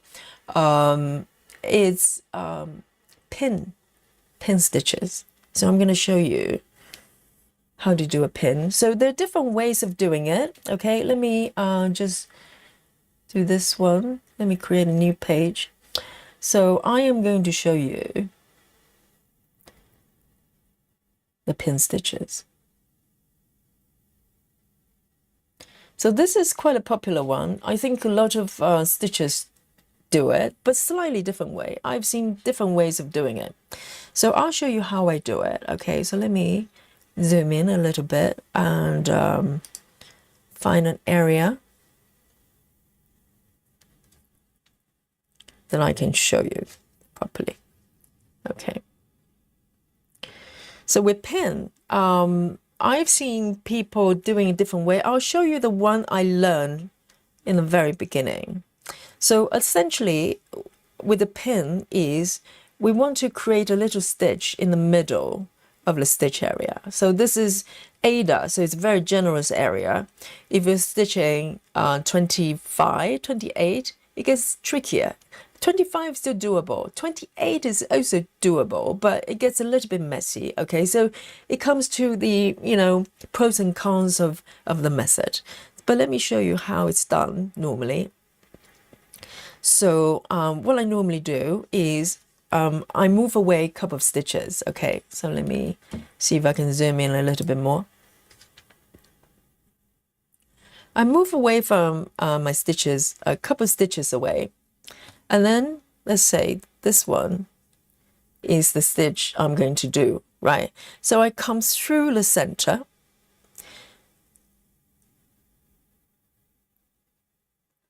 So yes, so you can see the threads there. They're horizontal threads and vertical as well. And with Ada, it's quite clear that you can see I'm coming through the middle right there. And then you just pull through and you leave a little tail as well. I would personally. And then I'm going to come down. So all you have to do, you don't have to go very far. To keep the pin very subtle, I would sometimes just go over one thread. If I'm stitching Ada, right, you can see the multiple threads. I literally just come over a little bit. You just want to catch the thread with the fabric. That's it. You don't have to, make a huge stitch because it's a pin. It's tiny, tiny. And it's helpful to press that down a little bit as you come down. Can you see that? That's your pin. And if you give it a tuck, maybe you can tuck it away, but it doesn't matter. You're going to stitch over it, okay? So some people do a single pin.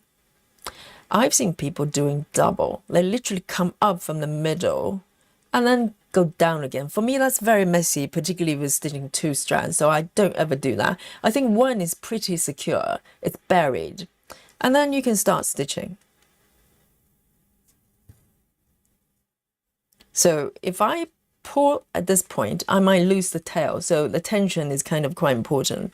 And I can start to do complete a normal cross stitch. I think 10 stitches might work for this, but as long as you can cover the pin, okay? So the pin could work potentially for both full cross and tent as well. And yes, once you complete the second stitch, you can't see the pin in the middle, and you can just keep going, right? And you can come back and cut off the end bit whenever you're ready. That's it. Okay. So I'm going to come up here. But very interesting. I think it was Joy's, because there are a couple of videos that were shown to me via Facebook, and I actually look at them. I think one of the ladies was doing pin as well, but she was doing slightly differently. So I'll attempt to do it her way to show you. So for me, it's probably slightly over the top, but I'll just show you how the lady was done. So you could do it that way. So I think, Joyce, correct me if I'm wrong, okay? I'm going to just go with how I remember that I watched, I think just yesterday. So lady is going, maybe she's moving a couple of stitches away or right at the top of the stitch. It probably doesn't matter. I'm going to just move a couple of stitches away. But what she did was, she come up from the center, okay? So again, this part is kind of the same, the center. Okay, center of the stitch there. Come up. And I think what she did was, she first go over, I'm trying to remember, the upper right. Is that what she did, Joyce? Upper right, probably bottom left, doesn't matter. So it's kind of a quarter stitch. Can you see that happening diagonally? And then she goes back to the center one more time, come up, and complete the other quarter stitch to the bottom. Can you see that what's happening? So essentially, she's done 2 quarter stitches to complete the first leg. So it's very secure, I have to say, but it's a little bit more work. So you have to do 2 stitches in order to secure it, but it's very secure, I have to say. Okay, I'm tucking. And then she just come up and do the other leg. Make sense? Can you see what happened there? So 2 quarter stitches up and bottom diagonally to complete, to shape, to form the first stitch, and then just keep going that way. And I think you can probably end the stitches this way as well. Okay, so it's very secure, I have to say, but it's a little bit more work. I'm trying to remember, did the lady, I think that's it, isn't it? And also, yes, very good point. Sola says, I've seen people do this on 25 counts. The thing is, the smaller the stitches, this method, the second way of doing it, is probably more tricky because you have less fabric to work with, right? So that's something to bear in mind. That's why there isn't a method to start or end that's perfect for everything. You have to make judgment calls on, depending on what fabric count you're working with, what fabric, working with. You probably need to change it up as you go, or maybe it's a tent or full cross, right? But it's quite secure. So pin in general, I would say, Diana says, I call that a diagonal pin stitch. Yes, it's kind of not a pin anymore. It's kind of two quarter stitches, right? But I see what you mean. It's kind of in a diagonal direction. But something to bear in mind, though, the reason pin stitches are not my favorite is starting is not so much a problem, but ending is. So we can talk a little bit more about that when we get to the ending. Okay, so any question with pin? And how secure would you rate it? Give it a go. So I think personally, so this one, okay, so pin can work for, I think, both cross and tent as well. So it works for both. And it works for single and double. So it's quite versatile, There are some drawbacks, if you're working on high fabric counts, it's like 25 counts upwards, sometimes with cross-stitching needles can be slightly tricky. So it's the only downside. But in terms of how secure this is, I think it's, quite secure. Solar Wind says, I think Teresa Little Stitcher's method of starting is a little risky for me, but she has a professional frame. So I think that's a video I saw. But I think she's coming up right at the corner of her stitch and then push it down or something. I think it's just unnecessary because, I personally like to leave a little tail. I don't mind it. Lynn says 6. Why is it 6? Personally, I'll probably give it, I'll say in terms of how secure it is, I'll probably give it a 10, to be honest. It's not my favorite method for other reasons, but as far as how secure it is, I'll probably give it 10.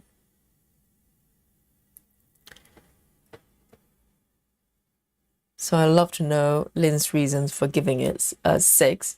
It requires a little bit of a practice, and it works better when you have a lot of fabric to work with. Okay, so let's keep going. The next one I'm going to show you is called Boomerang. Okay, dun dun dun. Let's enter the chat. Okay, let me just grab another color. Let me show you what Boomerang is. So there's some tutorial clips on our channel that I showed, kind of demonstrate how it works, and it's pretty cool. So we learn this method literally live here on the channel when we're doing live stream, and then we have Natalia, one of the stitchers, in the chat, and she shared a method via YouTube comment. And this is pretty, quite a few months ago, quite early stage of our channel here.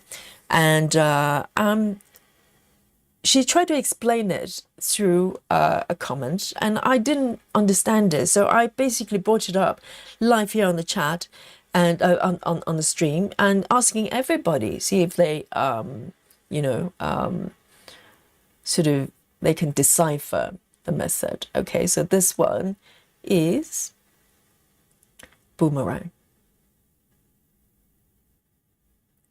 Let me see if I can, if I can spell it. Okay, so Suzanne says, oh, so this is referring to pin stitches. Suzanne says, I use a sharp embroidery needle to pin stitch on higher fabric count and switch the needle on the last stitch. Ah, so you actually switch to a sharper needle to do the pin and then switch back when you're stitching. But that's a lot of work though. You know, that's not happening with me.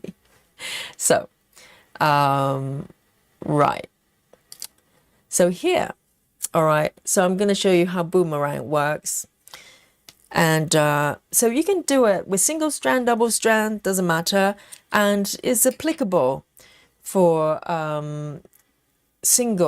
for full cross or tent as well. Okay, so I'm going to show you how to do it. And initially I was looking for solution for 10 stitches, because 10 stitches full cross you have a lot more options in terms of ending, and but for 10 stitches trickier. So initially this was an ending method, but you can apply it as a start as well. And let me show you how to do it. It's pretty much identical, but I'm going to show you, you know, for both. Okay, so let me come in a little bit so you can see. So boomerang, I haven't done it for a little while. I'll try to remember. So this was a great method for tent because of the direction of the stitches. Let me show you. So let me come away a couple of stitches from where I want to stitch, and then I'm going to come up from the bottom left. Okay, and leave a little tail. We need to leave a little tail, and then complete the first leg, or looks like you're going to complete the first leg. Okay, but I'm not pulling all the way down. I'm going to leave the loop. So different kind of loop. This one is open loop. Okay, so this is not DIY loop where the you're coming and going down from the same corner. I'm coming up from the left, bottom left. You could do it the opposite direction. Okay, I'm coming from the bottom left. I'm going down from the upper right, as if I'm trying to complete the first leg, but without pulling all the way through. And I'm going to leave the loop open there. And then I'm going to come up. So this was the part that I couldn't get my head around, because I imagine if I'm trying to do a 10 stitches, 10 stitch, and you're asking me to come up from bottom right. In my mind, it sounds like I'm going to do a full cross, doesn't it? So I'm going to come up from the bottom right there. If you're really efficient, you can literally pull the needle out and thread over, but I'm not going to do that. I'm going to show you one step at a time. I'm come up from the bottom right, and then I'm going to thread my needle through this big loop here. Can you see what's happening? Okay, I'm pulling through. And then give a little tug. It looks like a full cross. You might go, hey, Yogi, this is a 10 stitch you're trying to do. Don't worry. I'm going to bring my needle back to the bottom left corner. Can you see what's happening? So I'm bending. I'm creating this hook through the loop. And then I'm going to bring my needle down to where I came from. That's why it's a boomerang, because you're going around, you're going back down where you came from. And then give a little tug. And this is it. This is a boomerang. And you might go, well, that's a little bit sticking there. Yes. Yes. If you're doing 10 stitches, yes, you will have a little bit sticking out. But what I discovered was once you stitch up the entire area, you cannot see this bit sticking out at all. You cannot see it.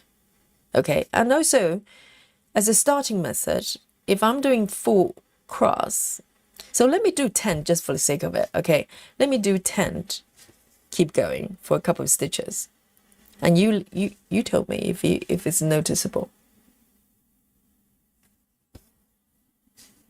And then I'm going to just cut off the end bit. Okay,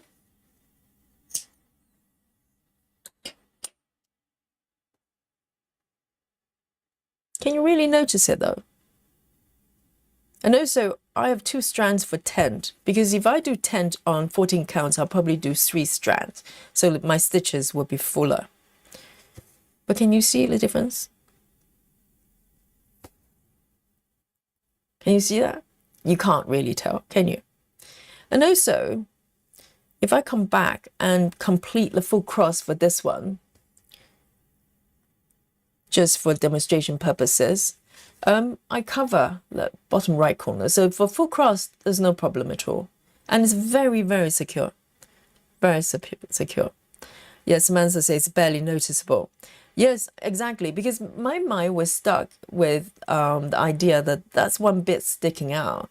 But if you look back, you know, once it's all stitched up, particularly on smaller counts, some higher counts, you literally cannot see it. And it's a very convenient way of starting and ending.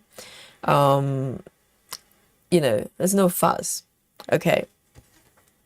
But as we're talking about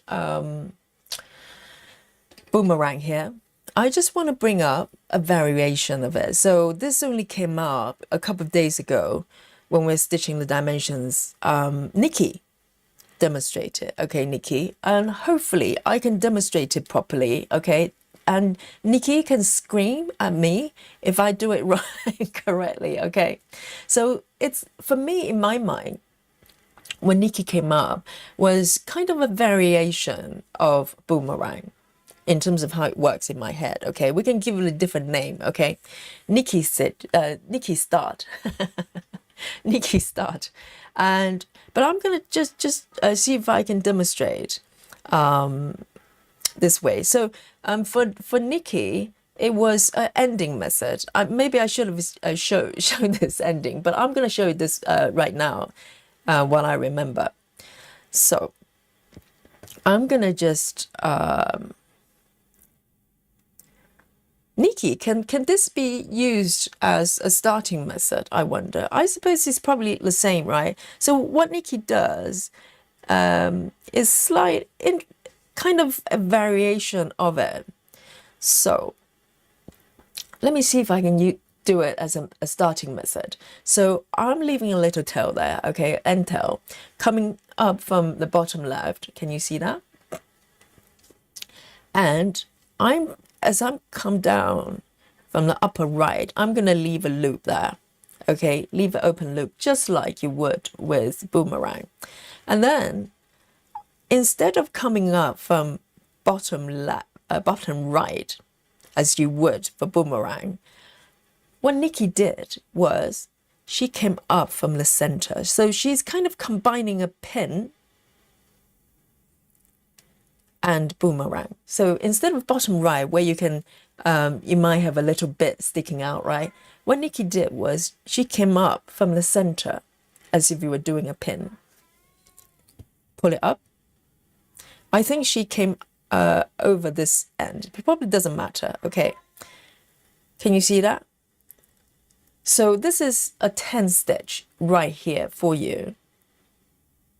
And then I think what she did, I think potentially you can find your way in if you could complete a pin. If you're doing 14 counts, it's probably doable. With 25 counts, less so, okay? But potentially you can go down, as long as you catch the fabric, you can go down and complete a pin under this 10. Make sense? So you could do that as well. But I think what Nikki did was she went down from the upper right corner and kind of just hide it. Whoops, underneath. I just lost it. Nikki, have I butchered it? Let me try again. Let me try again, Nikki. Oh, Samantha, you can hear it. It's Lily. It's Lily. Lily is not hungry. Lily just eaten. I've been giving Lily food. I've totally caved in. It's terrible. So let me try again, okay? Nikki, you can shout at me. Okay, let me do this again because I've only learned this method the other day. So I'm not, I haven't practiced quite a lot. And so let me do this 10. So as if you're doing 10, but come through the middle. So I think it's probably more secure to do a pin back down. So I'm pulling my thread up here. So instead of going from upper right, if you pull too hard like I did, I lose the tail. Maybe I just shouldn't pull that tight. But instead, so I need to maneuver a little bit. Okay, see if I can do a pin down and hide it under the fabric. How's that? So there's literally a pin stitch. Let me just tease it up. There's a pin stitch under this stitch here.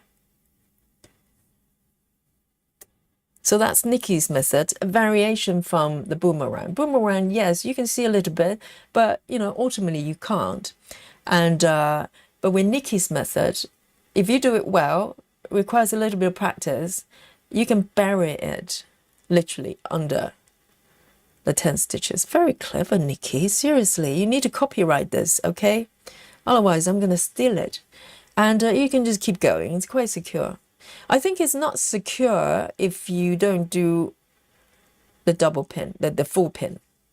You know, if you're like me, you're a bit lazy. You going from the upper right corner, then potentially, if you pull too hard, it could slip off.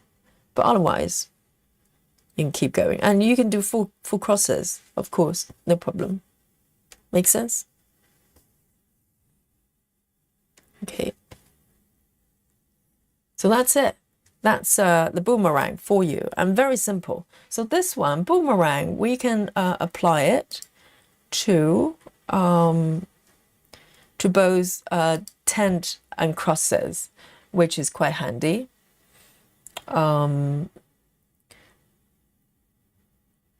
So both full cross and tent, all good. And it could be single strand, double strand, doesn't matter. So single strand and also double. So very versatile. With this one, Joy says, I suggest the name Buckle. Oh, Joy, she's a national treasure, isn't it? World treasure. Joy says, I suggest the name Buckle Up for this method. Because that's Nikki's surname, just in case you don't know, okay? Yes, buckle up, buckle up, buckle up. This is official. I don't care if Nikki doesn't like it. I like it. I think it's official. Yes, if you like buckle up, round of applause. We can overrule Nikki if she doesn't like it. Yes, that's brilliant. That's brilliant. Yes, and it's beautiful. It is really. Well done, Nikki. That's really good. I don't know when Nikki is doing the, cross training or whatever. And okay, Nikki, yes, good. Nikki approves. Nikki approves. So from now on, this method officially is called Buckle Up. Okay, this is Boomerang. This is improved version. Buckle Up. You see it right here on Yogi Stream. Beautiful. Right, and there's just one more starting method, and I don't know whether we can cover both. I'm sure. Let's just keep going until we go through all the methods, and we just, do LaSalle later on, okay? How's that? So just one more, okay? I'll try to see if I can speed up a little bit, you know me, slow with everything, nice and slow. So the next method I'm going to show you is quite simple. This one will not take very long to demonstrate at all, okay? So this one is called, I think it's called, I don't know the name actually. It's not thread ending, thread, weight start, okay? Let's go for that one. And you can correct me if it's not correct. is called waist start. So there is such a method called waist ending, right? Oh, my writing is atrocious. Waist start. So as the name suggests, okay, I'm going to take a 310. I love buckler. All right, so waist start, literally. So this is a lot of times with other type of embroidery, you will create like a knot, and it's called knot waist knot or something like that. It's very similar to that without the knot. Okay, so let me zoom in a little bit to show you, and it's very, very simple. It makes a lot of sense. So all it is, let's say if I'm aiming for this stitch over here from the bottom left, that's how I complete my first leg, bottom left to upper right. So I will position my stitches a little bit away. Let's say there's a whole row there that I'm stitching, and I'm going to go to the upper right of that row, slightly away, few stitches away, and then thread, insert my needle and leave a tail there. So just leave it there, okay? And then I'm going to come to the stitch I'm aiming for, this position. So you can tell from upper right to bottom left, it creates a diagonal tail underneath, okay? And I'm going to pull up my my thread here and start to complete the first leg. Okay, so I need to keep my tail there quite secure, so it probably helps to pin it down with the finger, and then I'm going to complete the stitch. So it's a little bit similar to my just stitch, but the difference is with waist start, you leave the tail there. So it will have something to, you have to think about your stitching method. So I've seen people leaving the tail above a block away, or to the right a block away, and then clear it up as you go.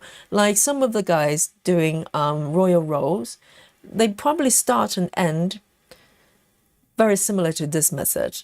And I've seen people starting the waist start the tail from above as well, and then go probably one block away to where they're starting to stitch. But it makes sense to position, to line up where your stitches are going to go, because you want to tuck down this thread underneath as well. So if I keep stitching, literally I'm stitching this little tail underneath. I'm tucking every bit down, so it's very, very secure. So the fundamental difference is you leave the tail there. So you might build up quite a few. You probably see people that have very furry bits sticking out. You can start and end this way.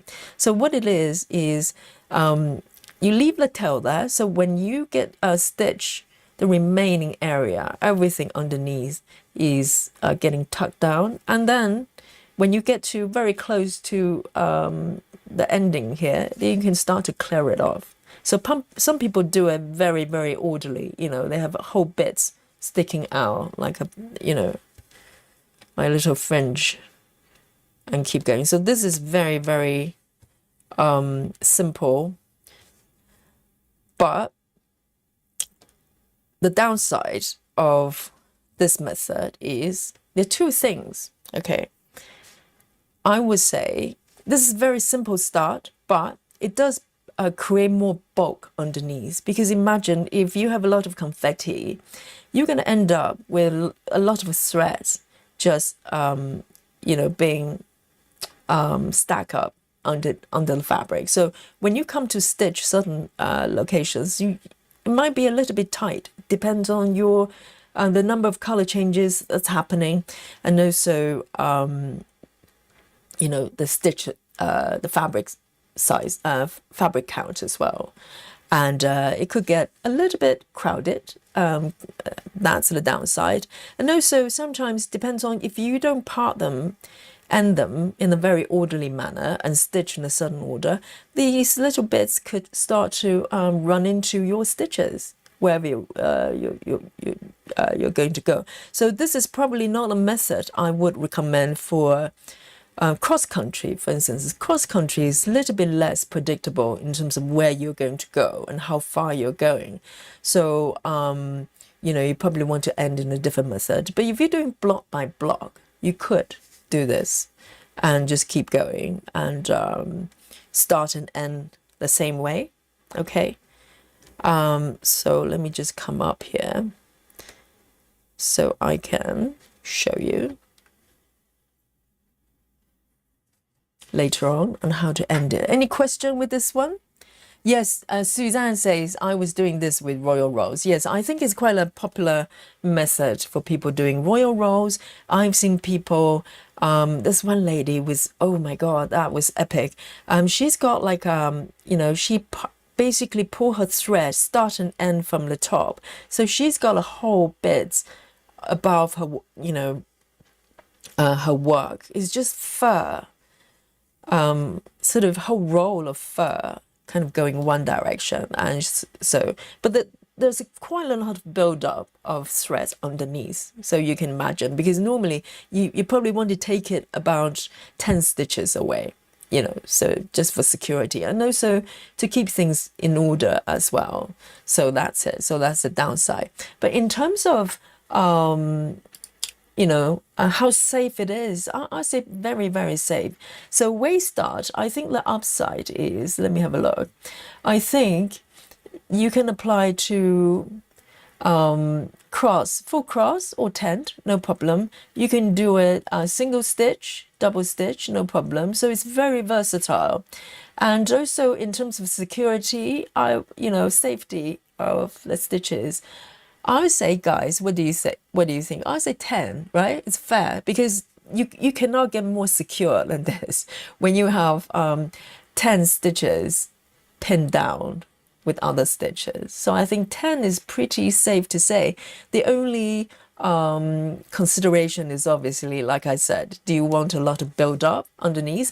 And also, are these little toes are going to be really annoying for you? Okay. And it depends on, what stitching method that you're doing. So you could do something like this as well. And I think I've covered all the starting methods that I know. Okay. So we can move on to ending. If you don't have questions, and we'll come back at the end. If there are methods that I'm not aware of, then we can raise that, okay? So, but I wanted to just show you the ending method that I know as well. And yes, so we're talking about loop ending as well. So in the beginning, we were doing the loop start, right? So now we're going to the ending method. So again, we are doing the loop, but we're ending it with a loop. Okay, so if you saw the beginning, in the beginning, how I did the loop start, the ending is very similar. Ending is very similar. So with the ending, obviously, you're not going to have a real loop. So we're talking about DIY loop. Okay, so if you want to end with loop method, you can only do it with a DIY method. Okay, so let me just zoom in a little bit more. So this is where we started earlier on there. So I'm going to just take this thread, okay, and you can do it with single strand, double strand, doesn't matter, it works the same way. So I'm going to do the final stitch, and I'm going to end in loop for you. So this is one of the methods you do need to know you're about to end, because you need to prepare your stitches in order to do it. So it's not something very often I just, stitch and stitch and stitch and go, oh, I'm going to end here, with cross country, for instance. And very often that happens. So in that case, you probably need to undo the final stitch in order to apply this. Okay, let me just take a sip of my coffee.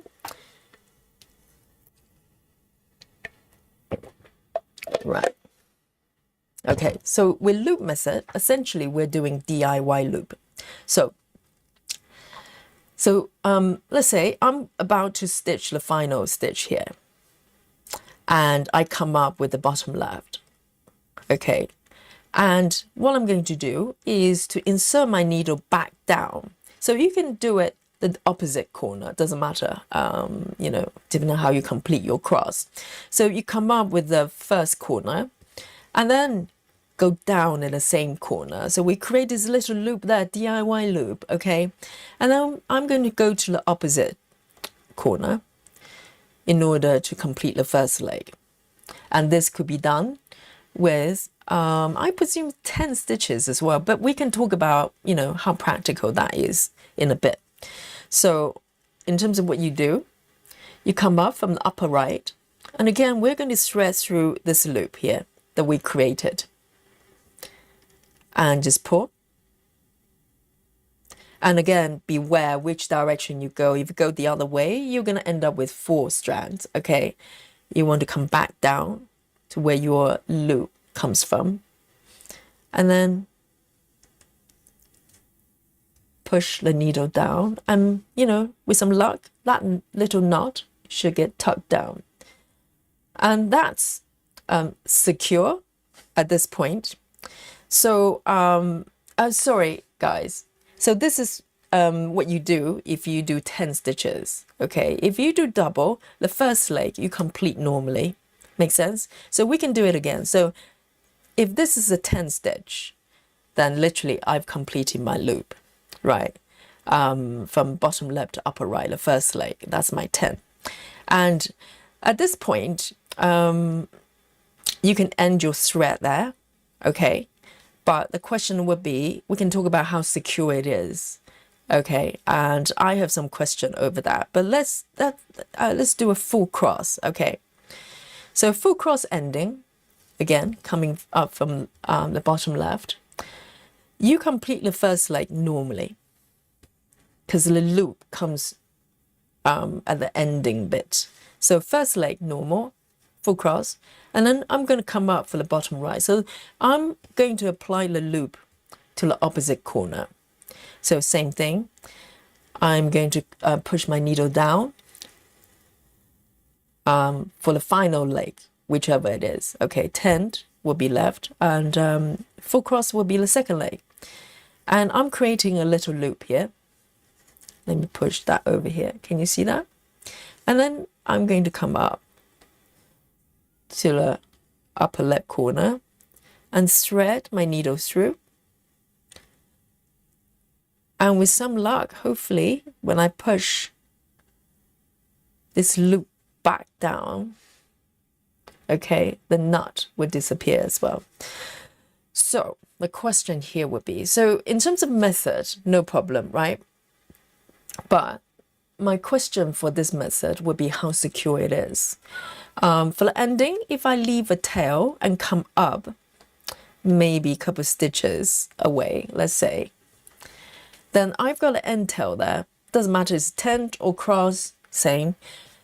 Come away, leave a little tail. Hopefully it's going to get tucked down with other stitches. That potentially could work. But on its own, it's not super secure. I have to say, I have my tent endings stitches popped open before. I think that's probably the issues with DIY loop. Either way, starting or ending, the safe, security for the stitches is slightly questionable. So it's workable. If you quickly, have other stitches filling up, then it's going to catch this tail. But otherwise, there's an opportunity it's going to pop over sometimes. Suzanne says, I don't find it very secure, but today I saw a video from Needlebug that she showed doing a tiny pin stitch tuck. You mean at the end? Yes, I think if you combine a pin or something like that can make it secure, but on its own, I've seen the video, the lady claiming it's super secure, and I tried it myself, it's just not. Particularly with starting, if you keep pulling, you can literally undo the entire stitch quickly. So I think if you combine with some sort of pin, yes. So on its own, guys, what would you give it in terms of 1 to 10? If you have tried this method before, or if you've seen what I've done here and wondering. With loop ending, I would say, so you can apply to full cross and 10, so it's nice, okay? And you can do single stitch or double stitch. That's nice too. But in terms of how secure it is, soloing say 6 for Samantha, right? And can't think of better names. 1.2. That's very thoughtful feedback. Is it the 0.2? I like to know how that was. Yes, very thoughtful. 1.2, and Laura says 3. I would say about 5 personally. I think it's doable, but you do have to be very mindful. So the question will be, when you're stitching, starting, ending with full coverage, whether it's labor intensive in order to be so mindful about your method that is not super secure. I'll say about 5. Say about 5. The other 5 is up, if you're lucky, then everything's tucked in. It really is really depending on what you're stitching, right? So generally, when I'm thinking about these methods, I'm thinking about full coverage. If you're doing sampler, definitely, I probably wouldn't recommend this kind of starting and ending, because you don't. The chances are the tails are not going to get tucked in properly unless you flip over and end the thread the other side. But then again, it defeats the purpose. Okay, so this loop, I'm just looking at my handwriting. It's terrible, isn't it? Yes, there you go. Okay, so that's a loop ending. Okay, makes sense. Very similar to the way it starts. And then the next, I'm going to show you what I call a tuck-in. So this is definitely my favorite way. So my favorite way to start, other than a real loop, is that just stitch method I showed you earlier, right? But for ending, this is a great, really complementary to just start method. It's what I call tuck-in. I don't know whether there are other names as well. And I didn't invent this stitch, okay? I learned it for someone, but I cannot remember where I learned it from. Probably multiple people. Probably I watched multiple people doing it. So it's literally tucking in the thread. So let me show you. It's super simple. And this is mostly what I do with full cross. So let me zoom in here. So for a tuck-in, I'm going to, and the great thing about this method is I don't need to think about when I'm going to end my stitches. I can literally just stitch and stitch and stitch and go, oh, I'm going to end here. And I can apply that anywhere. So let me just thread my needle. And you can do it with single strand, double strand, doesn't matter. It's not workable with tent, okay? So this is full cross only method. And with 10 stitches, I'll do, maybe Nikki's method, buckle up, okay? And now officially it's called buckle up or boomerang. But for full cross, if you're doing full cross, this is what I do. So let's say I decide this stitch is going to be my last one, or even not. Even I'm just stitching mindlessly most of the time, very slowly, okay? And you've seen me stitching. And I go, well, okay, I think I'm going to end here. So I just done that stitch and go, well, I want to end here. So what I do is, the 2 ways you can do it. You can apply the tuck-in at the end stitch. That's one way of doing it. Okay, so I'm going to show you how to do that first, but I'll show you the better practice. Okay, so technically, if this is your end stitch, you could I just finished the second leg. I can come up again. Normally I come up from bottom right. It makes sense to me. I literally just wrap my thread around of the second leg, come up from the bottom right again. Okay, and all I do is it's not even a full pin. It's a single. If a pin is you go down and come up, what I do is I insert my needle here. Can you see that? And I just aim for that cross, the center, and push my needle down. And then pull my thread under. That's it. That's done. And then normally I just take my thread away somewhere and then snip it off. So I leave a little tail there. And that's it. That's the tuck-in. All right, so that's the method. But I will show you the better practice, what I actually apply to my work. So let's say if I keep stitching, if I bring the thread down, okay, and just do a couple of stitches here. Let me just do one more stitch, okay. And then at this point, let me just finish this one and go, well, I want to end my thread, okay. So the last, what I just showed you earlier on was I came up from the end stitch and come up. But normally what I'm trying to do is to move away a few stitches and find an existing stitch that's already there. So a couple of things to consider. One is the distance of the stitch. If it's too far away, you have to think about, do I want to take my thread all the way there? But very often with full coverage, you probably have, a few stitches around, scattering around. You can just pick a victim, okay, potential victim, and you can just go over there. So in this case, I'm gonna just, let's say if I have a stitch over here, let's say this is my end stitch. Okay, this is probably a better example. So this is my last stitch. So I can do my tuck-in right here, but this spot is better for me because I can create a little tail. I'll do my tuck-in here instead of on the stitch itself. So it's more secure, just in case the tuck-in's pin stitch that I created is not, fully secure for whatever reason. The chances are all the stitches in the surrounding area will tuck in the thread under. So that's consideration number one. You want to move away a few stitches if you can, but also you want to pick the stitches. They're similar in colors. Okay, so having said that, there are occasions when I'm desperate, I might go to a black stitch and try to do a tuck-in. That has happened. I try to hide it, okay?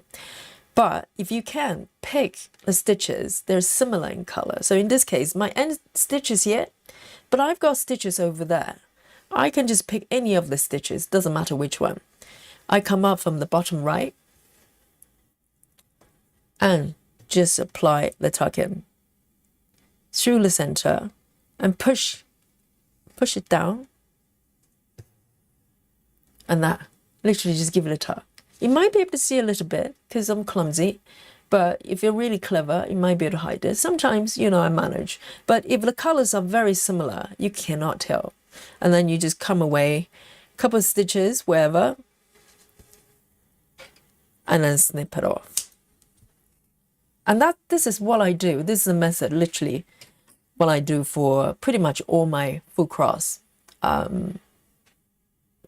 pieces. Okay, so that's tuck-in. Any question regarding this one? So this is tuck-in ending, okay? Let me see if I can. This is tuck-in.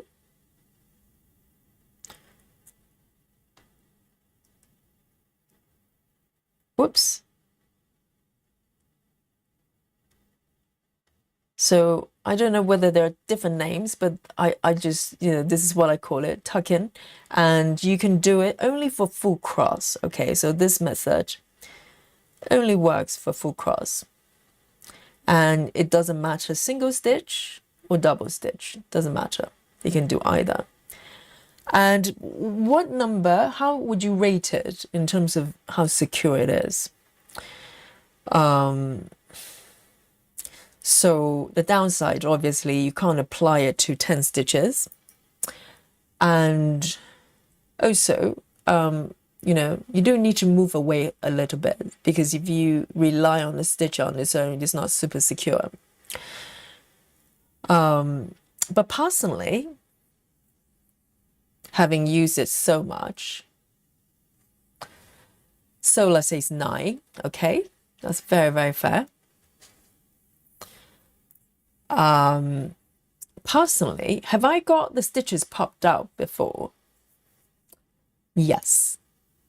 Yes. Particularly if I do the tuck in within the last stitch itself, it could happen because there's no additional security measure. So if it pops out, it pops out, right? Laura says 10. I do it on 10 too, but also don't pull away. Oh, really? So, yes, that's true. Yes, I forgot about that, Laura. We tried that the other day, didn't we? Yes. So what Laura does, she applies this with a 10 as well. Why don't we do that? Yes, I forgot about that. Yes, because I tried it. And then there came the variation from Nikki as well. Let me just show you here quickly. Beautiful. So what Laura did, we learned this online from during our stream from Laura. Okay, so what Laura does is, why don't I start here with my favorite just stitch. Okay, let me just do this. So I think Laura did it. Hang on.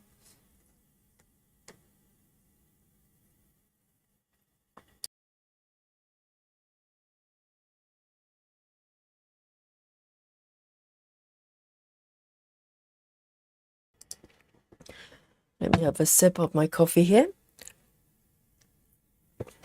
The throat was getting a little bit ticklish. Yes, so where was I? So let me just do a quick start here. So what Laura demonstrated was actually with 10 stitches as well. So let's do it this way. So let me do a couple of 10s here, 10 stitches.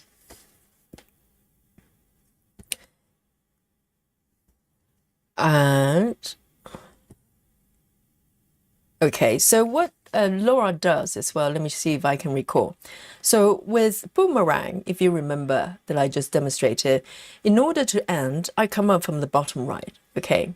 And with Nikki's method, buckle up, I come through the middle, so I need to leave a big loop here. So Nikki's method, just a quick reminder, I come through the middle, through the pin. Okay, so these are variations that you can choose which one that works for you, that's secure enough that you're happy with. So that's buckle up. With Laura's method, you complete the 10, right, Laura? Correct me if it's not correct. But you bring the thread back from the starting point, pull it up, and then is it a pin, Laura? Is it a pin, or do you? I think what Laura did was, is it some pin somewhere? I'm trying to remember. I think it's a pin, right? Laura applied the pin back down instead. It's kind of a variation of Nikki's version as well. I think it's somewhere there. Through the middle, or somewhere you can catch the fabric, pull it down. But you apply it from the bottom left. Somewhere there, is that okay? Did I do okay, Laura? I think it's a little bit. So we looked at the stitch close up, as you can see here. You can see a little bit of, bit sticking out, but not much, not much. It's totally acceptable. It's probably less visible than Boomerang. Okay, I think Boomerang, yes, I like both actually. Does that look okay, Laura? Yes, pin in the middle. Yes, so very similar. So with Nikki's method, you go pin up and then pin down. With Laura, you come up from the bottom left and pin through the center. And Joyce, we need a name for Laura's stitch, please. Because Joyce is our in charge of the naming department, okay? And then maybe come away and a couple of stitches and then snip off. Okay, so that's 10 as well. We're spoiled with choices, aren't we? Laura, thumbs up. Great. Yes. Well done, Yogi. Yes. Yes, I'm learning so much every day from you guys. And just tiny bit of variation can make a lot of difference. And also, it's very personal, isn't it? Because some people are happy with certain way of working, some not. You have so many options that you can apply under different situations. You have plenty of stitches for, starting, stopping, for full cross, for tent, etc. Okay, just let me look at my list here. So we cover, yes. Okay, so there are a couple of other ones that I want to show you. Okay, so now we've done the tuck-in, and it works with tent as well. So it's a form of tuck-in, absolutely. Yes, because it's going down once. Because if you go down and up or down, it's a pin, right? Tuck in is literally just pushing the needle down once, done.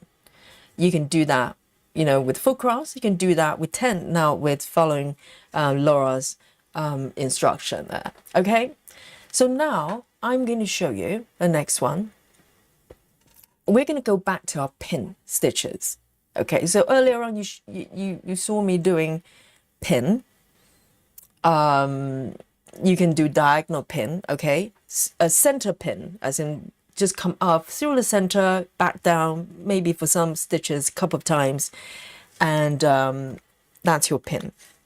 Okay, so now pin ending as well. So I want to probably do it in the way that that I saw Gemma stitches. She does pin a lot of pin. I think this is pins ending is her pin go-to method. So now so pin finish literally is the same way that you do start, other than you don't have to lay down the initial tail to start. So let's say if I stitch up to this point and I decided, let me do just one more, okay, and I'm going to end my stitches with a pin. So in order to do pin ending, you cannot apply the stitches on its own on the last stitch. You need to move away, and you need to be mindful the surrounding stitches. So it has a lot to do with your stitching method. If you're surrounded with stitches already, pin might not work, because in order to apply the pin ending, you need a free space, the unstitched area. Okay, so with tuck in, you can just tuck in within a completed stitch. So, you could be in a fully completed, area. You do the final stitch, you can do a tuck in, finish there. But with pin ending, you need free space. Okay, you need to find an unstitched area. Normally, a few stitches away, it's up to you. And I think Gemma or most stitches would do, probably move away a few stitches like this. And you can find any direction, so it's up to you, okay? So my end stitch is here, this black one. I'm gonna just move down a little bit. Not too far away, because I don't want to build up a lot of tail underneath. So within reason, okay? So the end tail is going to get caught up by other stitches, which makes it even more secure. So once you find a free space, you pierce the needle through the center if you can, okay? It gets trickier the smaller stitches you do, All right. So you bring the needle up and then push it back down, but not in the identical location. So you need to find the threads, even just one thread, as long as you can catch the fabric, that's enough. So that's, you push the needle back down. So very similar to the starting, okay? So you can see there's a little dot there. That's my pin. And every stitcher seems to do it differently. What Gemma does, so I've seen people literally come up from the same spot and do another pin, so double pin to make it super secure, right? You could, okay? So let me do that to show you. So you could just come up from the same spot and come down again. So now this little pin is a little bit more prominent, but still manageable. But then again, this is 14 counts, okay? But what Gemma does is she would do a pin ending, and then she would move away a couple of stitches and do another one. So she's very security conscious when it comes to ending. She would move away and do another pin ending as well. My pins are so ugly, so look away, look away.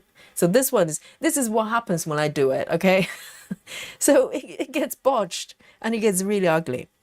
But even if you could do it beautifully, you can still see a little bit peeking out, right? You know there's a pin there. So if you do it this way, it's super secure, but it's labor intensive. You have to do it twice. Doesn't matter, you know, you apply to the same pin twice or you do two different ones. And so the reason that I don't like it, even though it's quite secure, is you can see what's happening to the fabric here. You know, if you're like me, clumsy, then, oh, Joyce says, Yogi, don't we need a name for Laura's finish?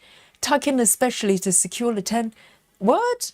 Okay, here we go. We have a name, for Laura's method. Joyce says, Laura's version, okay?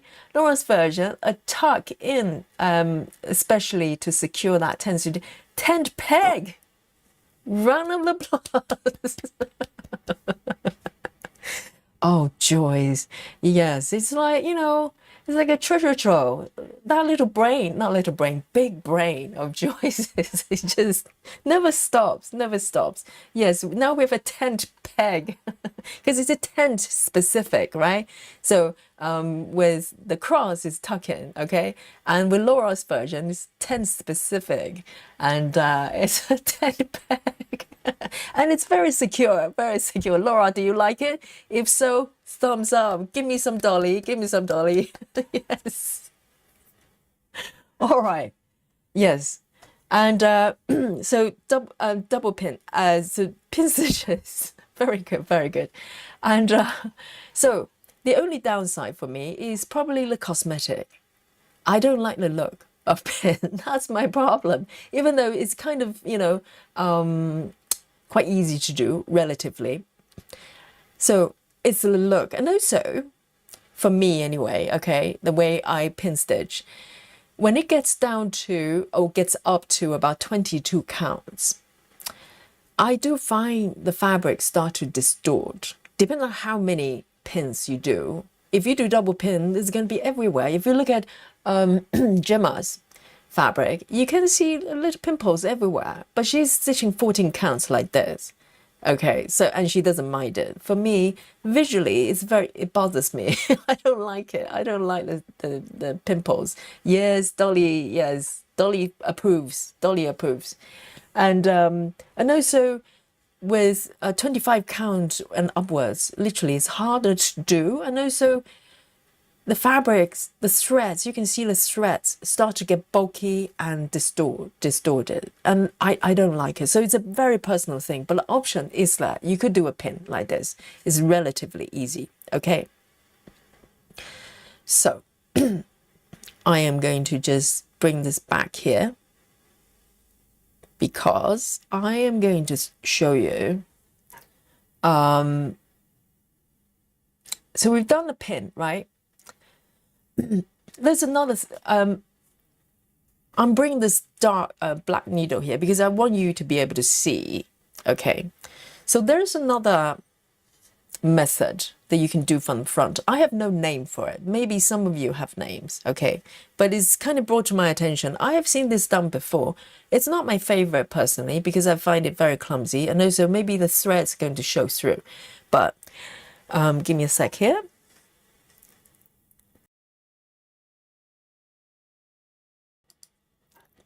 This method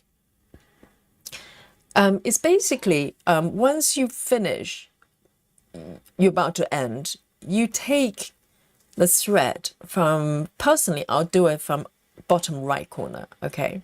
And what you do is you literally push your needle through the stitches you've got already, and then thread, then push the needle through the stitches from the surface. Can you see what's happening there? I am going to just thread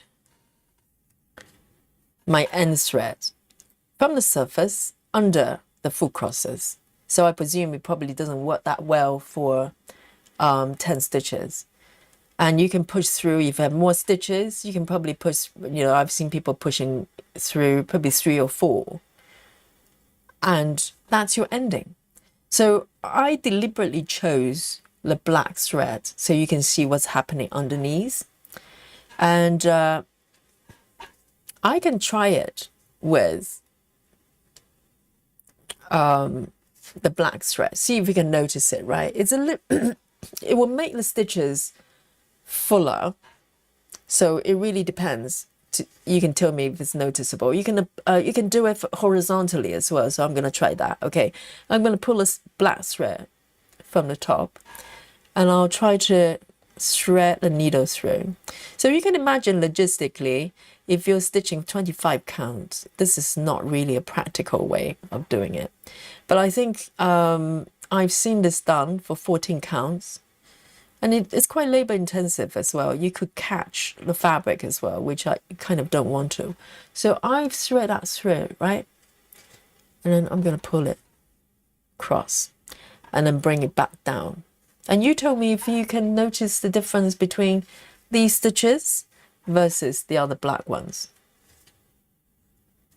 So these are the regular ones. So it's a little bit darker. But it's doable for larger stitches. 25 count, I probably will not even go there.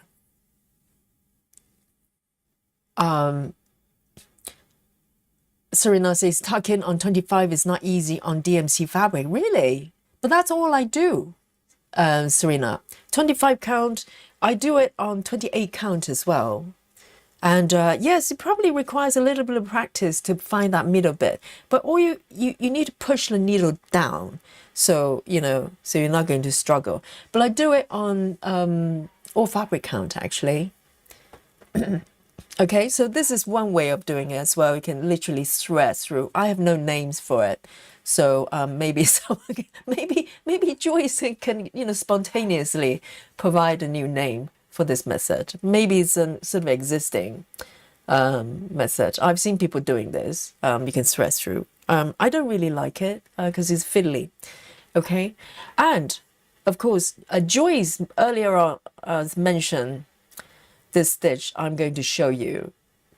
Okay, and this one is called. Let me write it down so you can see, because it's literally a channel name. All right. Let me show you.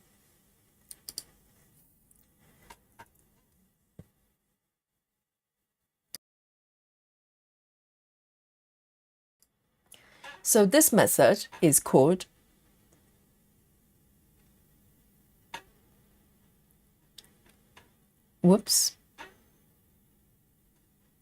Joyce has mentioned earlier on, May 51S, if I remember correctly. That's what it's called. And it's literally by the lady whose channel name is May 51S. Correct? I think that, I don't know whether she changed her channel name or not. So I'm going to show you how she does it. It's when I first saw it, I kept watching because she does stitching with me type of video. And I noticed she was doing this stitch and I couldn't believe it. I've never seen anything like that. So I'm going to show you, okay? Let me just pick this one here. Let me just pick a thread. So this one, I think only will work for full crosses. All right, so let me pick this black thread here to show you.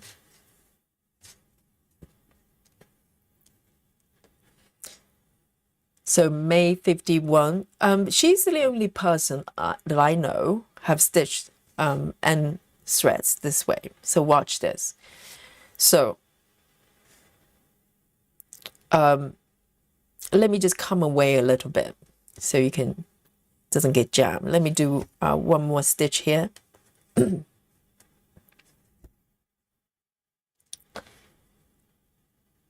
then you go, well, I'm going to end here, okay? So I'm going to come up from bottom left and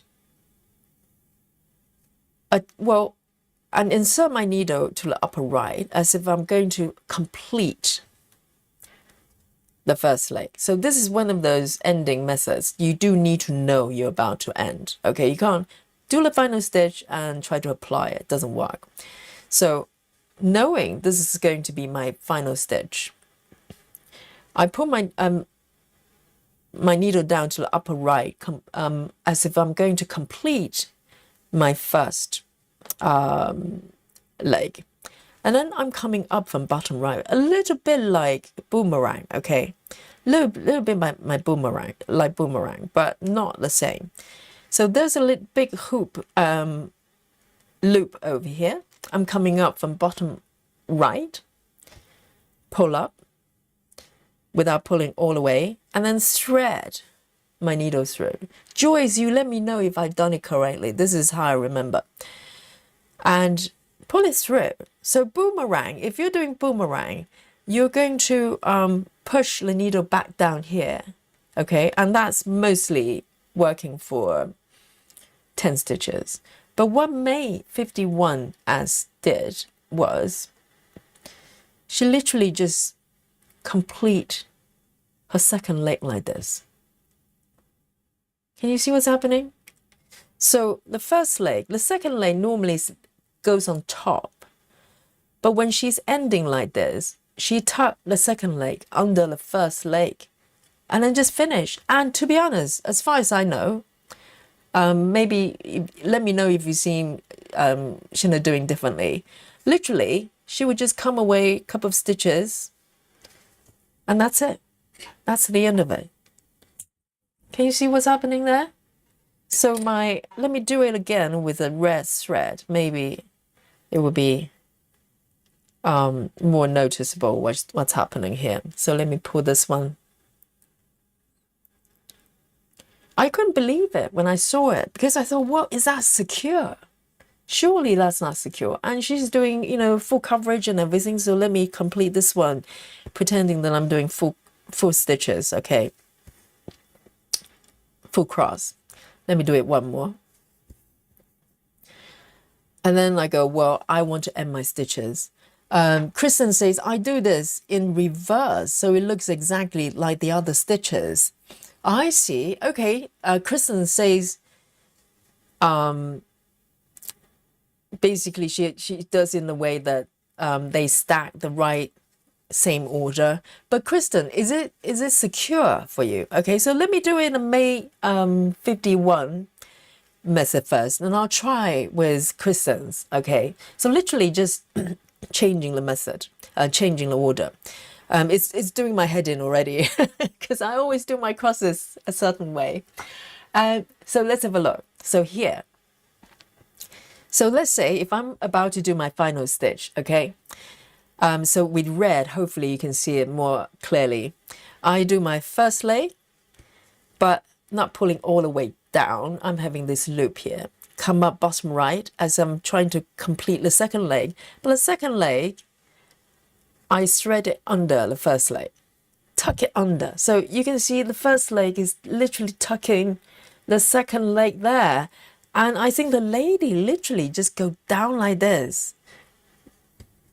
And then just done. That's it. Yes, and Kristen is paying more attention with the order. I probably won't going to try. I'm not going to try it because my head is already spinning. Just changing the order, just doing my head in. Can you see what's happening here? And in a grander scale of things, you cannot see the difference, to be honest. And but is this secure, guys? What do you think? Can you give me a rating, 1 to 10? 1 to 10. Do you think May 51's, whether you have tried it or not, just from the look of it, is it secure? Joy says, no, the other way around. What do you mean the other way around? You need to explain to me. Have I done it incorrectly? Is May 51 as going to shout at me? Say, Yogi, no, you got it all wrong. So Joy says the other way around. The other way around what? Let me just start another stitch again. See if I can capture what Joyce is saying. Let me just do a quick start. Because I was watching very carefully of what the lady was doing, and I couldn't believe it because she just kept stitching after that. Love Drunk says, I saw Amy doing this stitch. Amy who? Amy Stewart. Joy says, start from bottom right to go to left. Start from bottom right. Isn't that what I do? Oh, you mean starting stitch. Okay. So Joy says, so probably similar to what Kristen is doing, right? So bottom right to left. Okay, so I can try that. So for final stitch, look at this. Okay, guys. Let's see if Kristen, you let me know if this is what you do. So normally I come from bottom left to right, but in order to end and the stitch and make it look the same, I go from bottom right to upper left, right? And then you can come up probably either corner, right? Let me come up from bottom left, thread the needle through, and then go back down upper right. So in terms of appearance, it looks the same, right? But Joyce, my issue is we literally just pull a thread through the other corner and just leave it. That's what I saw. Have I got that correctly, Joyce? Have I missed something? So the appearance is fine. Either way, I'm happy. You know, if you remember to reverse the order, it looks the same. But my question is, we literally just pull that end corner. Joyce, thumbs up. Okay, so that's what you're talking about. So that's what Kristen's doing, right? Kristen, give me a thumbs up. And but from 1 to 10, guys, how would you rate it in terms of you know, how secure the stitches? Kristen says, that's what I do. If you stitch strategically, you can also be a quick start at the same time. Oh, that is advanced. Yes, I need to get my head around. But Kristen, are they secure, these stitches? That's my issue, because I have tried it, because it's such an easy way to end, quite effortless. You just need to know you're about to end. That's the only, you know, caveat. But I personally didn't find it very secure because my stitches keep popping up off the fabric. Joy says, now come up and try pulling the top leg. Okay, let's try. Come up and pulling the top leg.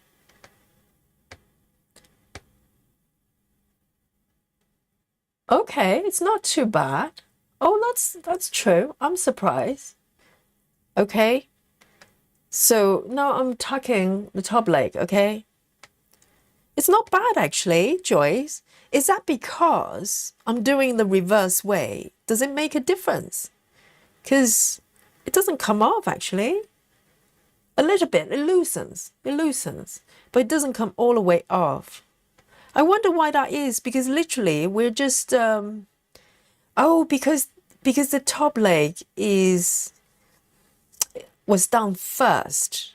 Right, because if I pull the bottom leg, literally everything's going to come off. Okay, I get it. Yes, I think the order of the stitches does make a difference, because if, oh, my head is spinning. You know, I'm a yoga teacher, but I can't mirror. So this is like mirroring. I'm one of those teachers that cannot mirror. So I do everything, you know, following the actual side that I cue my students to do. So, okay, so it's not bad. Okay, guys, maybe the rating needs to be a little bit higher, because when I tease the top strand, it loosens a little bit, but it doesn't come off. So perhaps doing it in a reverse order is the key, isn't it? Wouldn't you say? I think Joyce is correct. And Joyce has been calling it reverse stitching. No, reverse stitching is reverse stitching is me reversing stitches. Do not steal it away from me. Yes, okay, you can call it reverse stitching, but this is May 51S method. Okay, let me show you how it's written. So this is her channel name. So this stitch, I would say I will only apply it to full cross. Okay, I will only do it full cross. 10 stitches is not really an option, because you need the other leg to tuck it down. So it's a full cross method. And in terms of the rating, guys, okay, now I kind of need to revise that a little bit. I would say about 7 to 8. Wouldn't you say? Is that fair? I would say 7, really. 7. I think 7 is fair, because it could still pop out ish. I don't know, I just don't trust it very much. Maybe I should, but the downside for this stitch, or any ending stitches that requires you need to know you're about to finish, that's less convenient. Okay, so so that's the only reason I'm gonna mark it sort of, you know, not going to give it the highest rating, but it seems to be more secure than I thought. Maybe I just didn't do it correctly. Maybe switching the order is the key. But I was watching the lady for, you know, very slowly. And, oh, Kristen says 9. Okay. I might give it a go, actually, and apply it to my actual stitching to see how it goes. Just give it, you know, I want to give it a fair review, because I kind of just written it off, because the way I did it, the stitches just kept coming loose. So, all right. Okay then. So, you know, guys, I think we have covered at least all the known methods that I know for starting and finish. But I have one more surprise for you, okay, guys? I have a bonus method to show you. It's true. I know. Just when you think you've seen everything, you haven't. I have a bonus method to show you. This is like Steve Jobs. One more thing. Okay? Guys, I'm going to take one more strand before we go. Okay, Joyce says 9. Okay. Joyce likes the May 51 method. All right, but Joyce, prepare to be stunned. I'm going to show you one more method, okay? This is the bonus method. I know, it's shocker, isn't it? You learn so much here. Me too. And one more, the final method I'm going to show you. Are you ready? You need to sit down, okay? Because you might be so shocked. You might be so shocked that, you know, you might fall off your chair. Are you ready, guys? Let me thread my needle here, okay? Just to do this stitch, this method, justice. I know, just when you think you've seen everything, you haven't. There's one more. There's always one more. All right? And I'm going to demonstrate here. And before I demonstrate my stitch, okay, I've got a single strand here. And I'm going to write down the name of the method. I'm going to do it for you, okay? Guys, again, once again, safety first. Sit, you know, like hold on to your armchair or chair arms or whatever. If you have safe, you know, like safety belt, sort of, you know, whatever it is, buckle up, buckle up. Here we go. I'm going to write down the name I'm about to demonstrate. This is a final method, okay? And it's a beautiful ending for our session here. And this method is called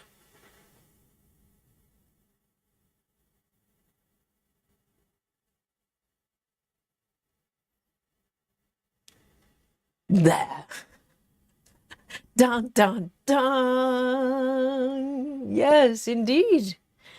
I am going to demonstrate to you live here of the Komari method, okay? A lot of new stitches, probably with Komahu, and no, it's Komari. It's a magical, you know, stitcher from Japan, okay? And this is her method. We're going to end with her beautiful method right here. All right, guys, are you ready? So here we go. Let me zoom in, good and proper, okay? Chris says, I'm not ready for the Komari method. Well, you have no choice. It's coming. Okay, guys, here we go. Take your single strand. She stitches with single strand, so I want to honor that. Okay, single strand. Here we go. This is a starting method. Let me zoom out a little bit so you can see, okay? So what I'm going to do is take my needle and come up from the bottom, okay? And this is where I'm aiming for. So my thread is from the bottom, and I am going to just come up, all right? Let me move over here a little bit. And hold on to your chair. Hold on to your chair, guys. All right, live here on Yogi Stream. You've never seen this before, probably never again. Okay, come up.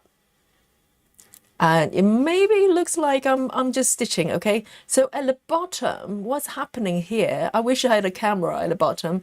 I'm leaving a tail. We're not talking like really short. We're talking about this long, okay? As long as you want, the longer the better, all right? So that's the thing.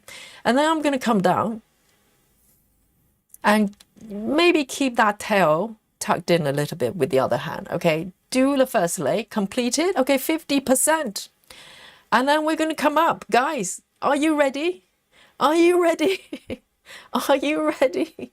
The once in a lifetime demonstration, okay? From anyone else other than Komari herself. And we're going to pull it down. So this is starting and ending method all at once. Go.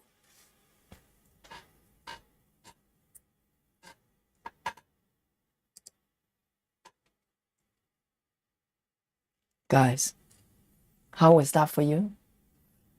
That was pretty good for me. Do you know? I think that was great. It's like starting method and ending method at the same time, okay? And in order for you to appreciate what's happening here, why don't I flip over the work to show you what happened just now, all right? Are you ready?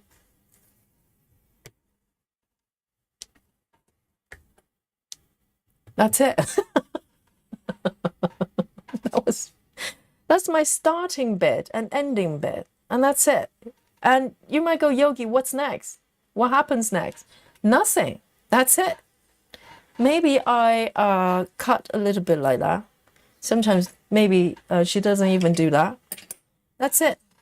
Starting tail, ending tail. Done. Was that good? Yes, I've been practicing. All right. That's it.